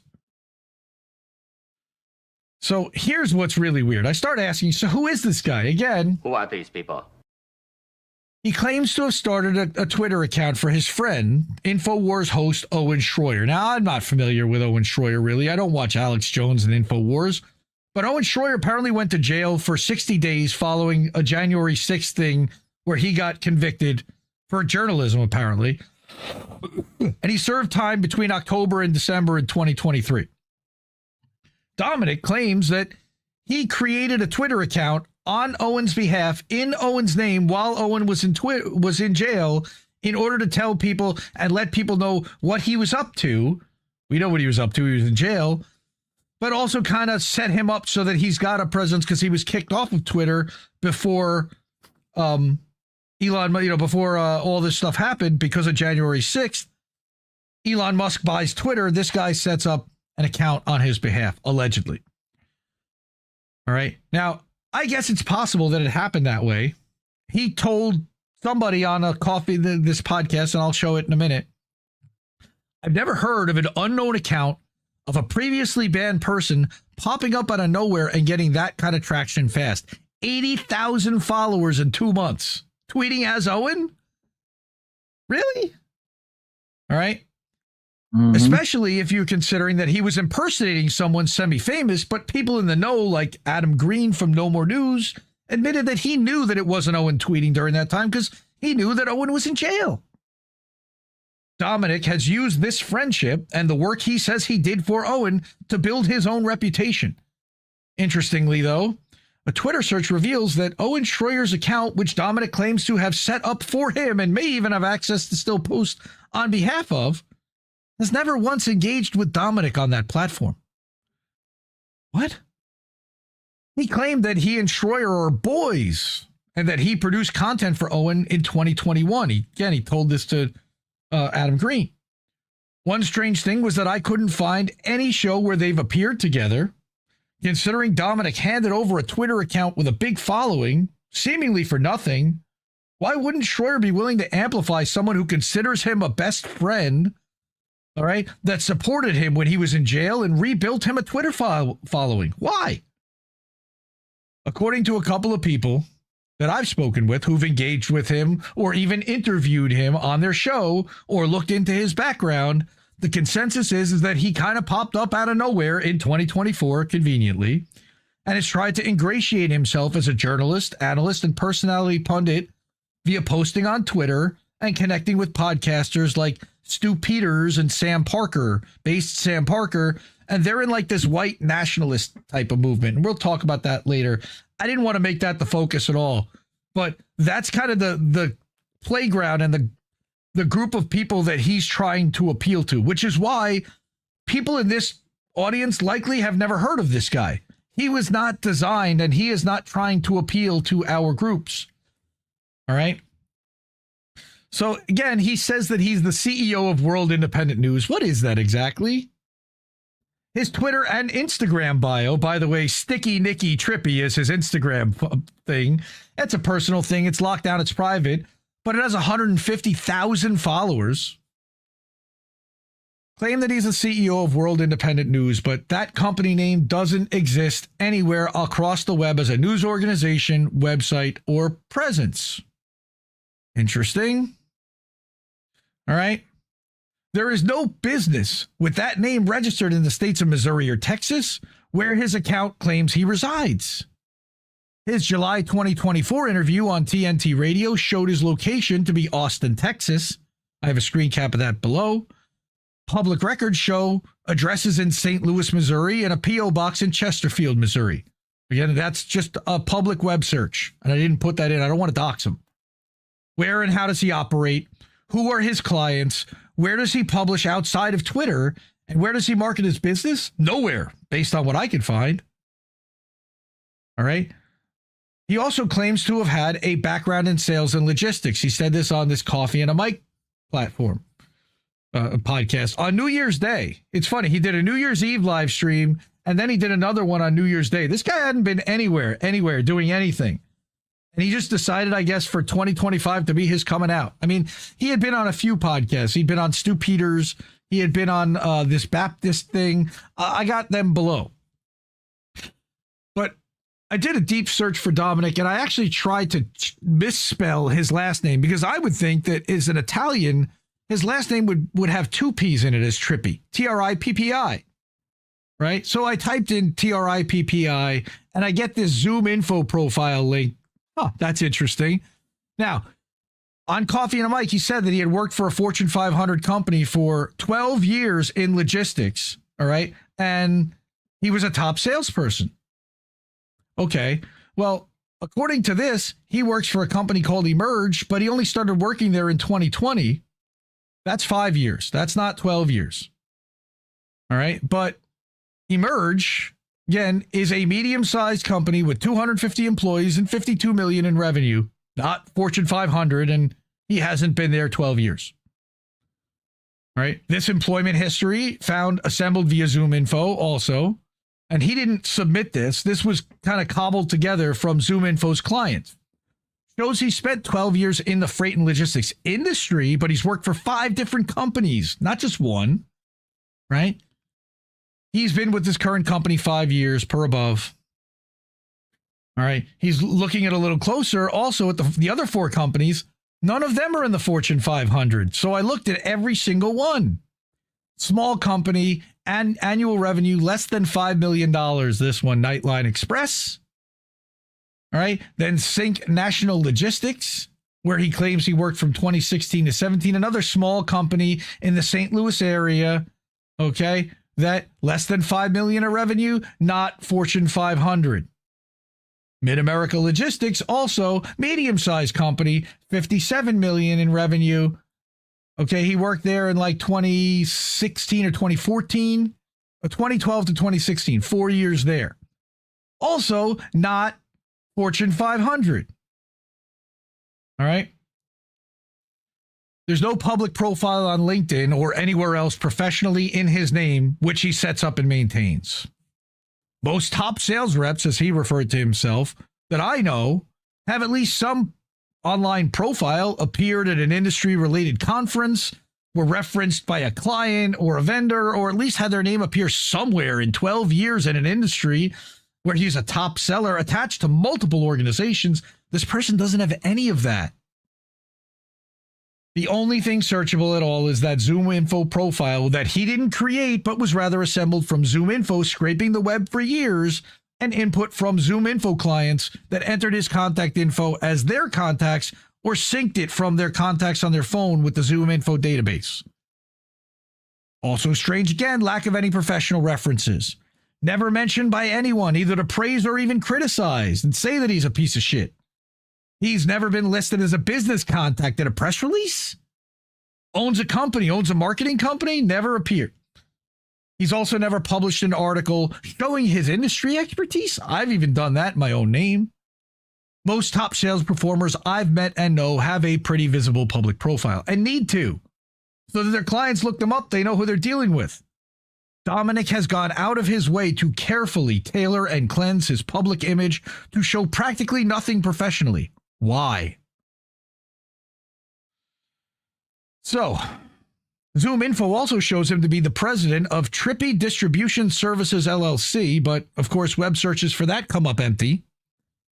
Searching for the LLC listed by ZoomInfo, all I could find in there was a 5-year-old LLC registered in St. Louis in the middle of COVID as Tripi Holistic Consulting LLC, which could be anything.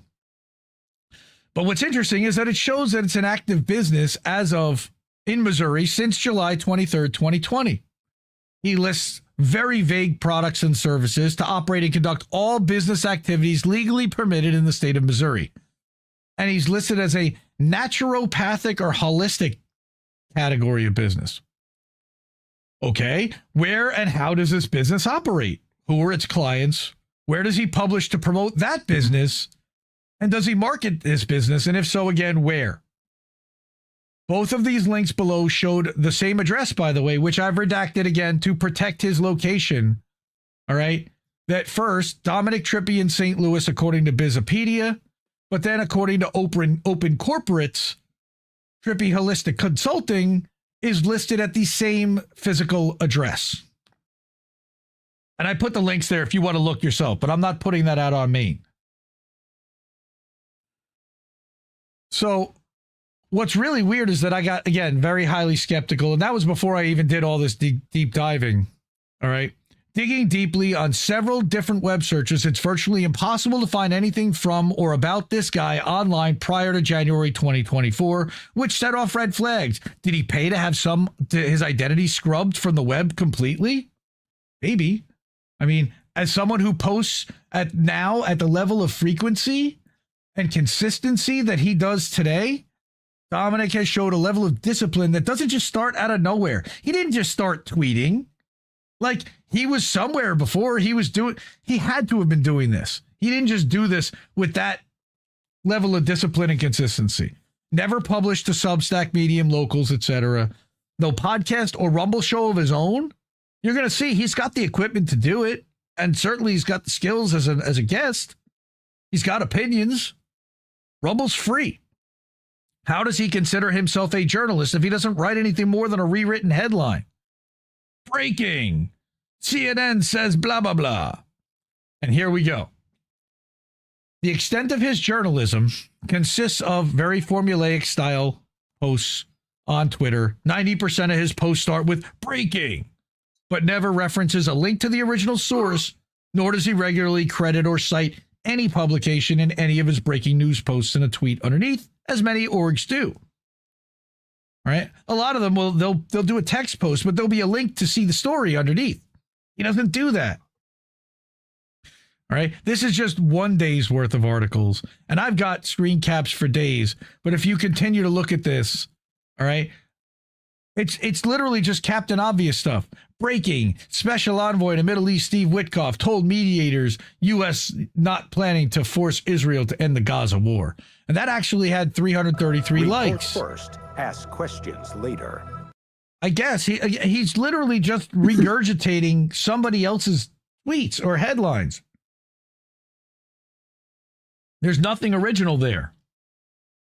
That's a web search I'm going to show you in a minute. All right.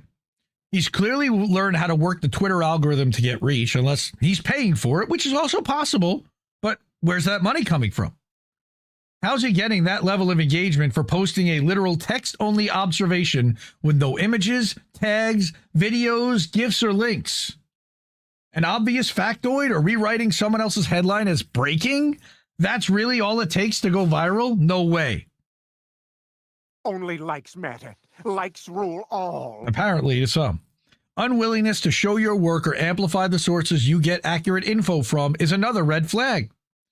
And reminder that there's no searchable record of this guy posting, publishing anywhere online prior to January 2024 using searches on DuckDuckGo, Yandex, and multiple social media sites. All right. Like I said, I've only been able to find any original article published by him. I've never been able to find one published by him anywhere. Nothing that wasn't either reposted or a generic observation. No website, no references to his organization, World Independent News, beyond page 1 on DuckDuckGo, when searched for with quotes for the exact match with the publication name and his last name added in too. Not exact match. So tell me things that had, quote, World Independent News, and if it had Tripi, great. So I only get 3, 2 of which are his profiles, and one of which is where he's cited in this Destiny article for one of his other tweets. No more results for World Independent News Tripi. Weird. Are your spidey senses tingling yet? Do you smell something weird? Do you see that this guy isn't legit? At this point, I would think that he's AI. I don't even know if he's a real human. However, if he didn't do personal appearances on podcasts, I would heavily suspect that. But he's appeared as a guest on more than a dozen podcasts due to his journalism. And this is one of the big ones. This is one of the more important ones that he was on. He went on New Year's Day. And here he claims that he and Owen Schroyer were best friends from the time he was 20. Doing the math, if he's 37, according to those public record searches, he told somebody else he was 35. That would put the length of their friendship at 15 to 17 years, which would be 2008, 2010. But then later on, he tells Adam Green they met in 2014 or 15. So let's hear what he has to say. And so for people that don't know you, first of all, I appreciate you doing this because we just connected a few days ago. And so he doesn't know him. And they just connected a few days ago. He's bringing him on his podcast. Hasn't vetted this guy. Doesn't know who he is. And especially this is New Year's Day, and you're taking time out of it to talk to me. So thank you for that. If you don't mind getting into your background, and then we'll lead up to what happened to you over the last couple of days. Sure. So Dominic Michael Tripi, I am actually done various different things throughout my professional life, but what I was most known for was I worked for a Fortune 500 freight and logistics company for about 12 years, starting and apparently won the Stanley Cup 2010. And so eventually what happened is I had lots of success. I worked with businesses like Five Guys Burgers and Fries, Hardee's, Wendy's, Panera Bread. Was one of the top salesmen at this logistics company. And this whole COVID thing happened. And, everyone was basically forced to get the vaccine. I still refused to work, or I still refused to do so. But because I was the top salesman, I convinced them to let me work from my house and ended up having all these problems. I left the industry. And when I was in college, I met a guy by the name of Owen Schroyer, who many know as a broadcaster, journalist that works under Alex Jones at InfoWars. And he's been my best friend since we were like 20 years old. We always used to just exchange political ideas. We'd visit every year, best of friends. And eventually, once this COVID stuff happened, I started to increasingly get into politics. I'd always been very politically involved, but it's about as much as you could be without someone that's doing it full time. And, me and Owen developed a close relationship. I started writing some content for him, started, doing some scripts and doing some other works behind the scenes for Owen and for InfoWars. And then that eventually led to Owen got his Twitter account suspended for COVID in April of 2021. And then, if people know, he went to prison last year in October of 2023, still had no Twitter account.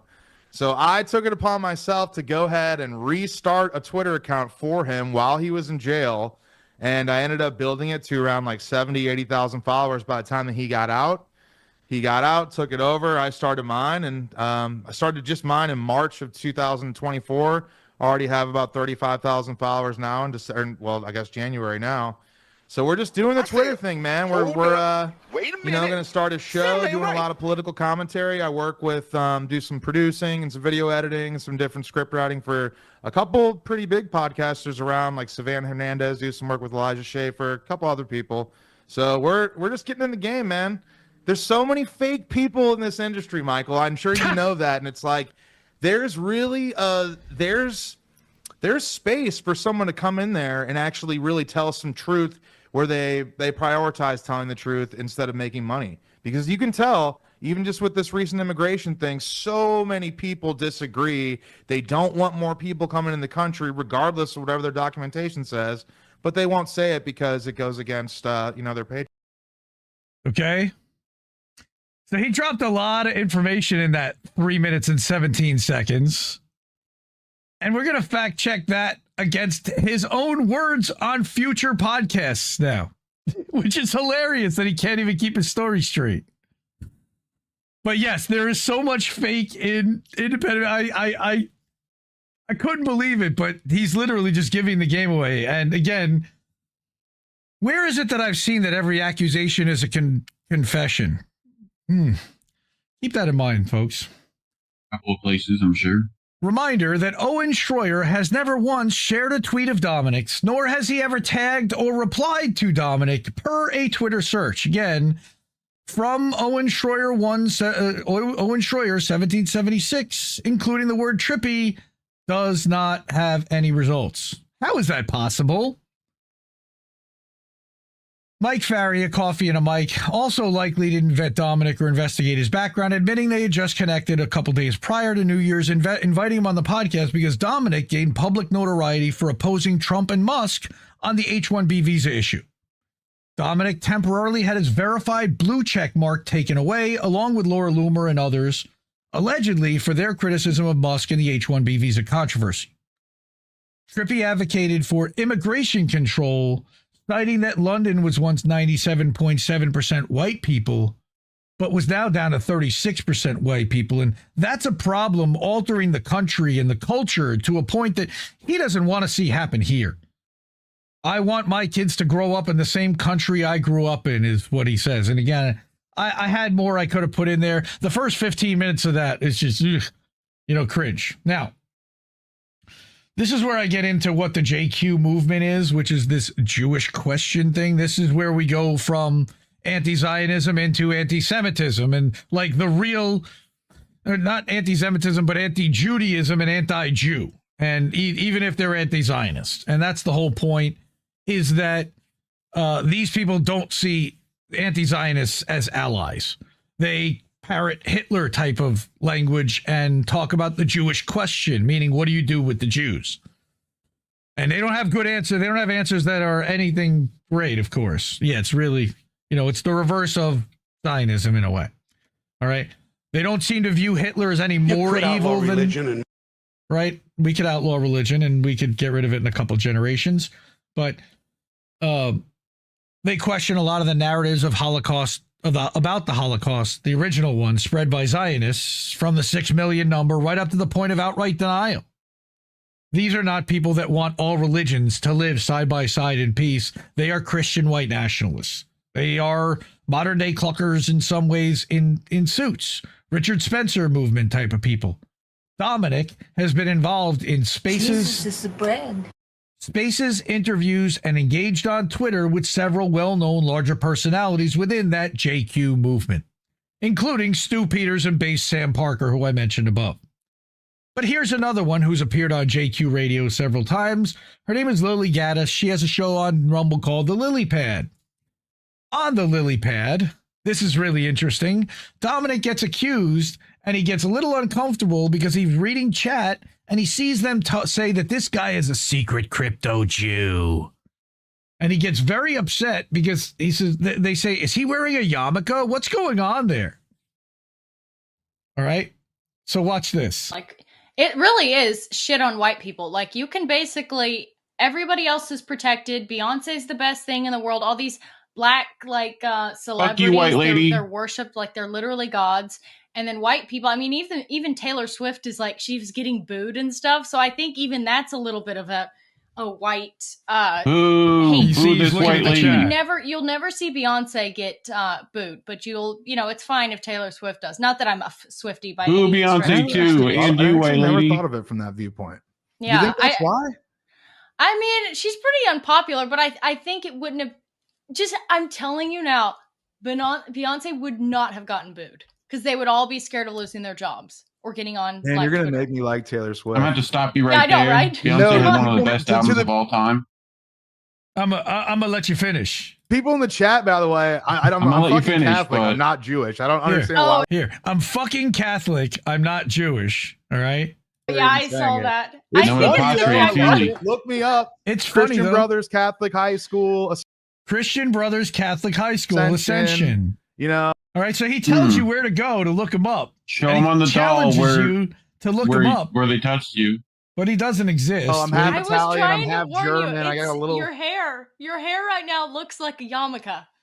Oh well, Put your hands like this so it's white. I didn't have enough. Yeah, well, I got a bright ass light on me too. So no, my fucking hair is real. Jesus Christ! He's not a Jew, okay? Yeah, it doesn't look real. Yeah, welcome to the club, brother. No, it's all good. Hey, you know what? It's all good. I mean, who's your fucking Baba? Get a new Baba. Saying shit, and I just want to say, it's all good. Now, what's really funny? I was gonna bring that up, but I wasn't sure if you. What's really funny is that at one point, Owen Schroyer had Lily Gaddis on his show about a year earlier and accused her of being Jewish. And then she turns around and has his boy on, and her chat accuses him of being Jewish. Okay, well. Again, based on his age, 37, according to public records, which means born in 87 or 88, he would have graduated high school sometime between 2003 and 2010, assuming he was Doogie Howser in 2003, but usually likely 2006. Problem is that searching through the high school yearbooks, and I put the link to the Alumni Association where you can look for yourself, he's nowhere to be found in any yearbook. Unless he's using an alias or he changed his name. But why would he then, if he's using one, why would he challenge people to look him up at the high school thing? All right, that's the website, by the way, so you can see it. I'm not going to go through the yearbooks. Also of note in this clip is that he looks like he's wearing a yarmulke. All right, he's accused of that. He touches his head and seems to shift a toupee. But he's highly defensive that he could possibly be wearing a yarmulke. I think a toupee is as bad as a yarmulke, personally. All right? This appears to be a group that views all Jews, not just the Zionist ones, as a problem that needs to be addressed, a.k.a. exiled or worse, hence the term JQ. The question being, how do we deal with them? All right? That's a screen cap, I believe. This is a link to the whole interview. Now, notice I kind of... with his YouTube play button. I zeroed in on that. So here's the thing. What YouTube channel does Dominic Michael Tripi own? Pretty much pay for if you want one. I guess, but what does he There's own Russian links that achieved 100,000 followers, which would warrant the silver YouTube play button? Actually, he tells Adam Green about it. We're going to see that in a second. Why would there be no record of the channel existing anywhere, even his announcing that any channel he operates reached 100K, or if it got banned and censored, that it got censored? Wouldn't he still have a podcast of his own somewhere as someone who built a successful channel? So March 4th, now you're talking 60 days basically after his Coffee and a Mic appearance on New Year's Day. He was also on a New Year's Eve live stream. He goes on No More News with Adam Green, which is a pretty big platform for him. And Adam actually asks him about the play button. Now, he was invited on to break down Trump's first address to Congress. All right.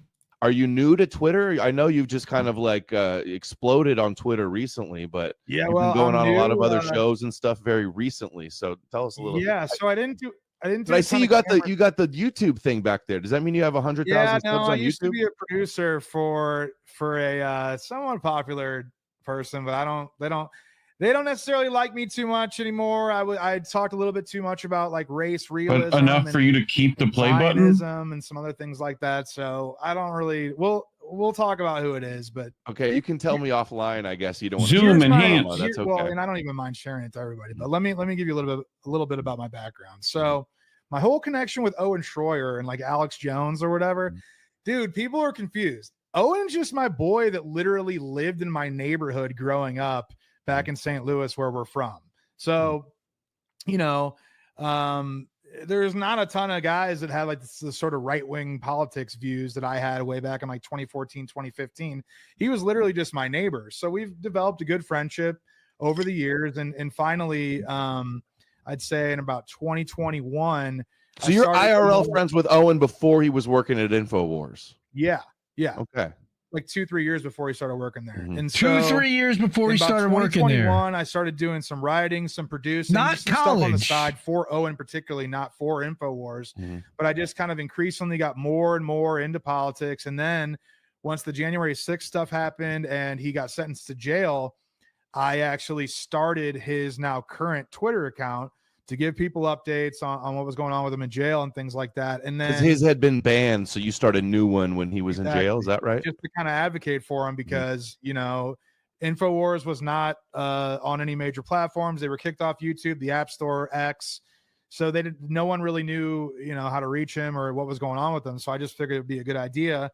And then like I started putting some opinions out there, you know, like he went to jail in October 2023. Obviously, October 7th happened. I put a few statements out there like the United States government is owned and controlled by Israel. I put some other, you know, some just opinionated things out there, things that I thought he'd be cool with, but people kind of knew it wasn't him. So the other thing I noticed in this conversation, which was in the background on the shelf, he has that silver YouTube play button, right? And he said that the people weren't happy with race realism and on Zionism. Now, what he told Coffee and a Mic was that the people that he had worked with were Savannah Hernandez and Elijah Schaefer. I'm guessing it was Elijah Schaefer that didn't like his views on Zionism. I could be wrong. But why show the play button prominently at all then on every appearance? Only for one reason: to lead people to believe you built a successful YouTube channel and earned it. But I also noticed, by the way, and someone else pointed out to me looking at this, he's now wearing a baseball hat because he realized that the tube looks goofy. All right. He also wore a baseball hat last summer, and he was wearing dark MAGA. But this is a really interesting one. They point out the hypocrisy and naked partisanship of conservative influencers like Benny Johnson and Charlie Kirk, who started embracing Alex Jones once he was allowed back. All right. He says at the end of the clip that native-born Americans is what his main political interest is. But it's the third one that I find most interesting, and I was able to caption this one, all right, which was that he advocates for something called business suit white nationalism. So let's listen to what he has to say about business suit white nationalism. That's white supremacy with some extra steps, but I just want to get your opinion on this. What do you think about RFK going from pushing a vaccine that's been banned in Japan since 1993 yesterday? Oh, you went straight to it. to that tweet right there, basically saying Oh, that fuck Michael anti-Semitism Tracy. is a public health issue. I mean, dude, like if you want to talk, that's one of the biggest stretches I've seen in a long, long time. We should have saw it coming. Mental health. What all these mentally ill anti-Semites that hate Jews for no reason? Some of us did see it coming. Spiritual and moral. Yes, he did. What is that? Malady? Tongue in cheek. I've never heard of that term. Moral malady? Malady. I know I'm not the only one.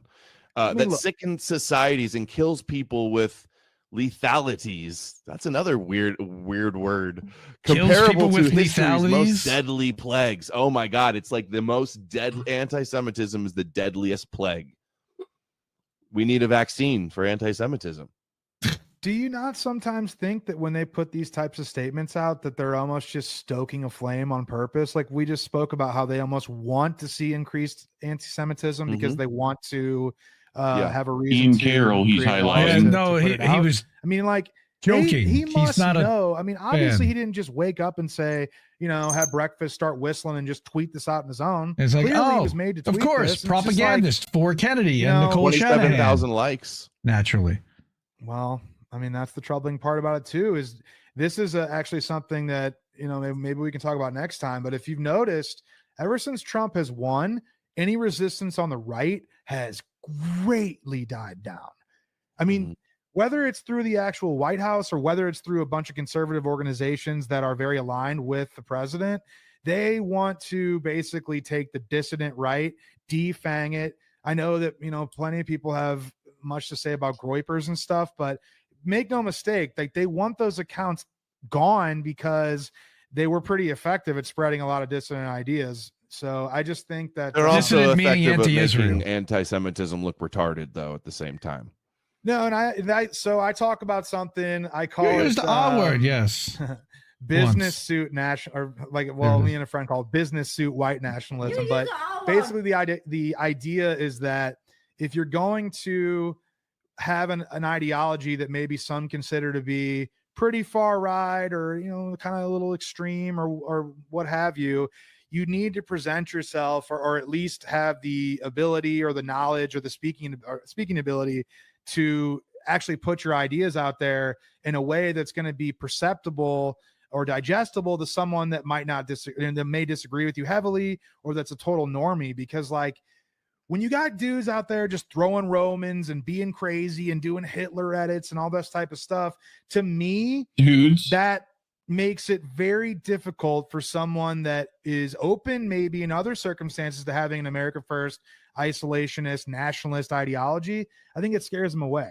So I'm not saying to people like, hey, if you want to be hardcore, that's up to you. But like for me, I try to sort of just frame things in certain ways where I can actually get people to sort of start agreeing that otherwise wouldn't. Yeah, it's like, you know, that you can make the argument that it's fun and it's trolling and it's internet and it's edgy and it's memes and that reaches more people. But I think a lot of good people are also turned away by a lot of the antics and the behavior as well. Yeah, they are, for sure. But I don't think, but he's also trying to kind of slide under people's radar and, again, business suit white nationalism, kind of cloak it in, oh, I'm respectable and serious and conservative and Christian. I'm fucking Catholic, like he insisted on. So he also was on Johnny Vedmore again in this one. Oh, I thought I had the screen cap. I have another screen cap where it does say he's in Austin, Texas. When they go zoom in on him, and there's a link. By the way, this link's to watch it on Odysee. I believe it's been wiped off of just about everywhere else. Here's his appearance on Stu Peters. He wrote an article, or he was cited in an article that talked about Stu Peters. Then he did this New Year's Eve live stream where that was just, I guess, having some fun. That's Leonardo Joni. She was actually at Third Eye Carnival. Sam Parker was on this hour, and it was like this long marathon Zoom call that people dialed into throughout New Year's Eve. How did he get an invite to that? I don't know. Also a guest on this Baptist Bias show a couple times, once pre-election and once again in January after the H-1B thing. All right. He wears a dark MAGA hat here, which is weird. And somebody talked to me about dark MAGA and how it's really connected to Peter Thiel. So is he being funded by a Thiel or a Foster Colson or one wellness company or one of those? Maybe in full, but he doesn't have a YouTube channel. He doesn't have a Rumble channel. He doesn't have a Ko-fi. He doesn't have a way to be supported unless they stroke his LLC a check. Searching Rumble for his name, 22 items come up, the oldest one being in July of 2024. Again, nothing prior to January of 24. Then I'll skip through a little bit because I know we got to get to boats. Super Bowl halftime show controversy. So he dropped a dog whistle tweet about ridding ourselves of DEI. Right. And then he got mad at the halftime show, which is literally a tribute to Black History Month, saying, I guess they didn't have any room for any white performers. So as it turns out, this article was written by an ad age executive, which I just found somewhat interesting. On the heels of that, this guy does a thing saying, oh, he's AI. Don't even let him get into your mind space. He's not AI. We know he's not AI. But this was another weird thing that popped up, which is the wildfires. So in the wildfires, he had these crazy videos that went viral and got picked up in corporate media, like this one. The Jewish space lasers. All right. 45 seconds picked up in Mediaite.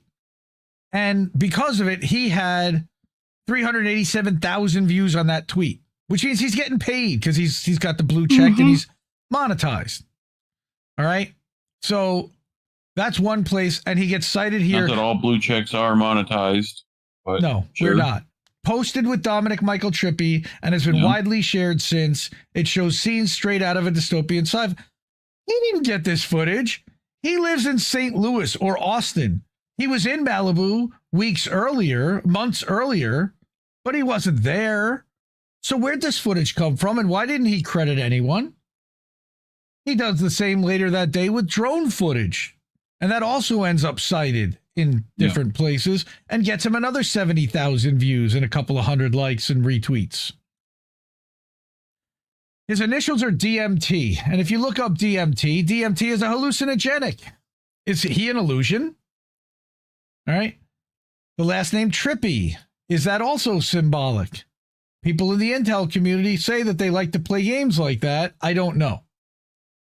His Twitter account gains about 1,000 followers a week at this point and is continuing to grow. By the end of this year, my guess is that he'll be close to, if not at 100,000 followers. And then he starts to really grow. It almost reminds me in a way of Ian Carroll. I'm not going to equate that, but it kind of feels in a way like this is how they're slowly trying to build this guy. And then all of a sudden he'll be everywhere. So I want to nip this in the bud before he gets everywhere. This showed that he had gained 2,000 followers since May 4th on May 18th. 2 weeks, 2,000 followers. And he's gained a couple of hundred since then, too. So, what does this all mean? I don't know what the hell to think, but I do know for sure I don't trust this guy or his reporting. My speculation is that someone, and I don't know who, is pushing this guy and amplifying his content and reach on Twitter, which then goes viral and gets picked up elsewhere, including corporate media. Again, to summarize, no links to his original work, articles, podcasts, or videos. No organization named World Independent News, which he lists on his bios, that exists in the state of Missouri or Texas. He's a fake CEO. No sourcing on anything nearly that he shared. And then I noticed the other day he started to drop a couple links underneath. Somebody must have tipped him off. I was looking at this. No digital presence whatsoever prior to January of 2024. The timeline on when he claims to know and meet and hang out and be boys with Owen Schroyer is weird and questionable. Nothing put out by Owen Schroyer ever mentioning him or crediting him or even thanking him for setting up the account and keeping that voice alive while he was gone. His tweets have been amplified by major corporate publications, and we know that if you get amplified by corporate media, it's because you follow and suit a narrative. His background and timelines don't align with what he's said on podcasts, both for employment and high school. But my question is, how does he continue to routinely be cited as a credible journalist in corporate publications? Military, FBI, NGOs, Homeland Security, and other orgs have a history of using media figures to manipulate the public. See the Stockwell interview, very famous. I'm not willing to rule out the possibility that he's some kind of intel agent, handler, infiltration operative, or some kind of combination of all, or he could be something else entirely. Like I said, I am not sure what this is, but I don't believe it's genuine or honest at all. So the question is, what do you think? Let me know in the comments. Share it with everyone you know who might run into this guy. They need to be aware of who they're dealing with and what his background is. And again, I want to give a special thanks to a big group of people that helped me research this, saw what I was seeing, and then jumped in to volunteer with their time, brain power, and experience to help put this together. This was far from just me putting this whole thing together. I had help, and I'm not to protect those people's identities, because I have no idea who this guy is and where he's going to come from and how he's going to come at me. I'm the only one that's going to put this out in my name. So I'm a little exhausted after doing all that talking. I think I might even skip the lightning round tonight and we'll just go to boats. I will suggest to you that you go and support our friends' GoFundMes. Shanda, I will show that one over here real quick. Shanda, in her stand against cancer, her recent PET scan showed her to be free, and they will hopefully declare her in remission if they get another scan soon, another test that shows up clear. Amazing. Love it. All right. Then also Anna Marie. All right. There was, again, they had to raise the goal to 7,500 because they hit 6,500. Again, thank you so much to everybody. She really needs it. Andrew, her father, needs it. All right. Anything you can do to help and support, we really appreciate. Again, these links will be in the description afterwards, and on the Substack link, which again is in the description for the video. Before we go, I'm going to ask one more time for everyone, if you're able and of means, please, if you like investigations like that, you're not finding that anywhere else. We're not monetized anywhere else but these places. Cash App, $ Indie News Network. ko-fi.com/Indie News Network, paypal.me/Indie News Network, INNnewsletter.com, and IndieMediaToday.com, where we're still live right now. Jamil Taib, good to see you. Thank you so much for all the support, like, and everything that you like over there. Really, dude. Real, so appreciate it. Harp saying more like reach around. I don't want to go through the chats. I'm sure there's tons of them, but this guy's reporting is about as real as Al Capone's vault. Thank you, Bad Cookies. All right. It's crazy. The acronym created by World Independent News is cutesy in similar fashion. You know, that's interesting because Greg Walker picked up on that and he saw a bunch of companies win something, win this, win that. And hey, winning, you know, almost like, you know, Trump, whatever.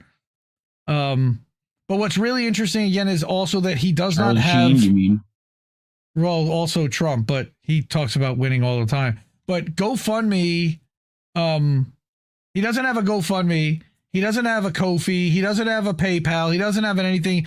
And he recently claimed that he was a victim of the tornado in St. Louis. And somebody asked him, like, do you have a GoFundMe or something? He's like, no, I'm good. Just pray for me. How's this guy getting funded? I don't know. Man, what a mess.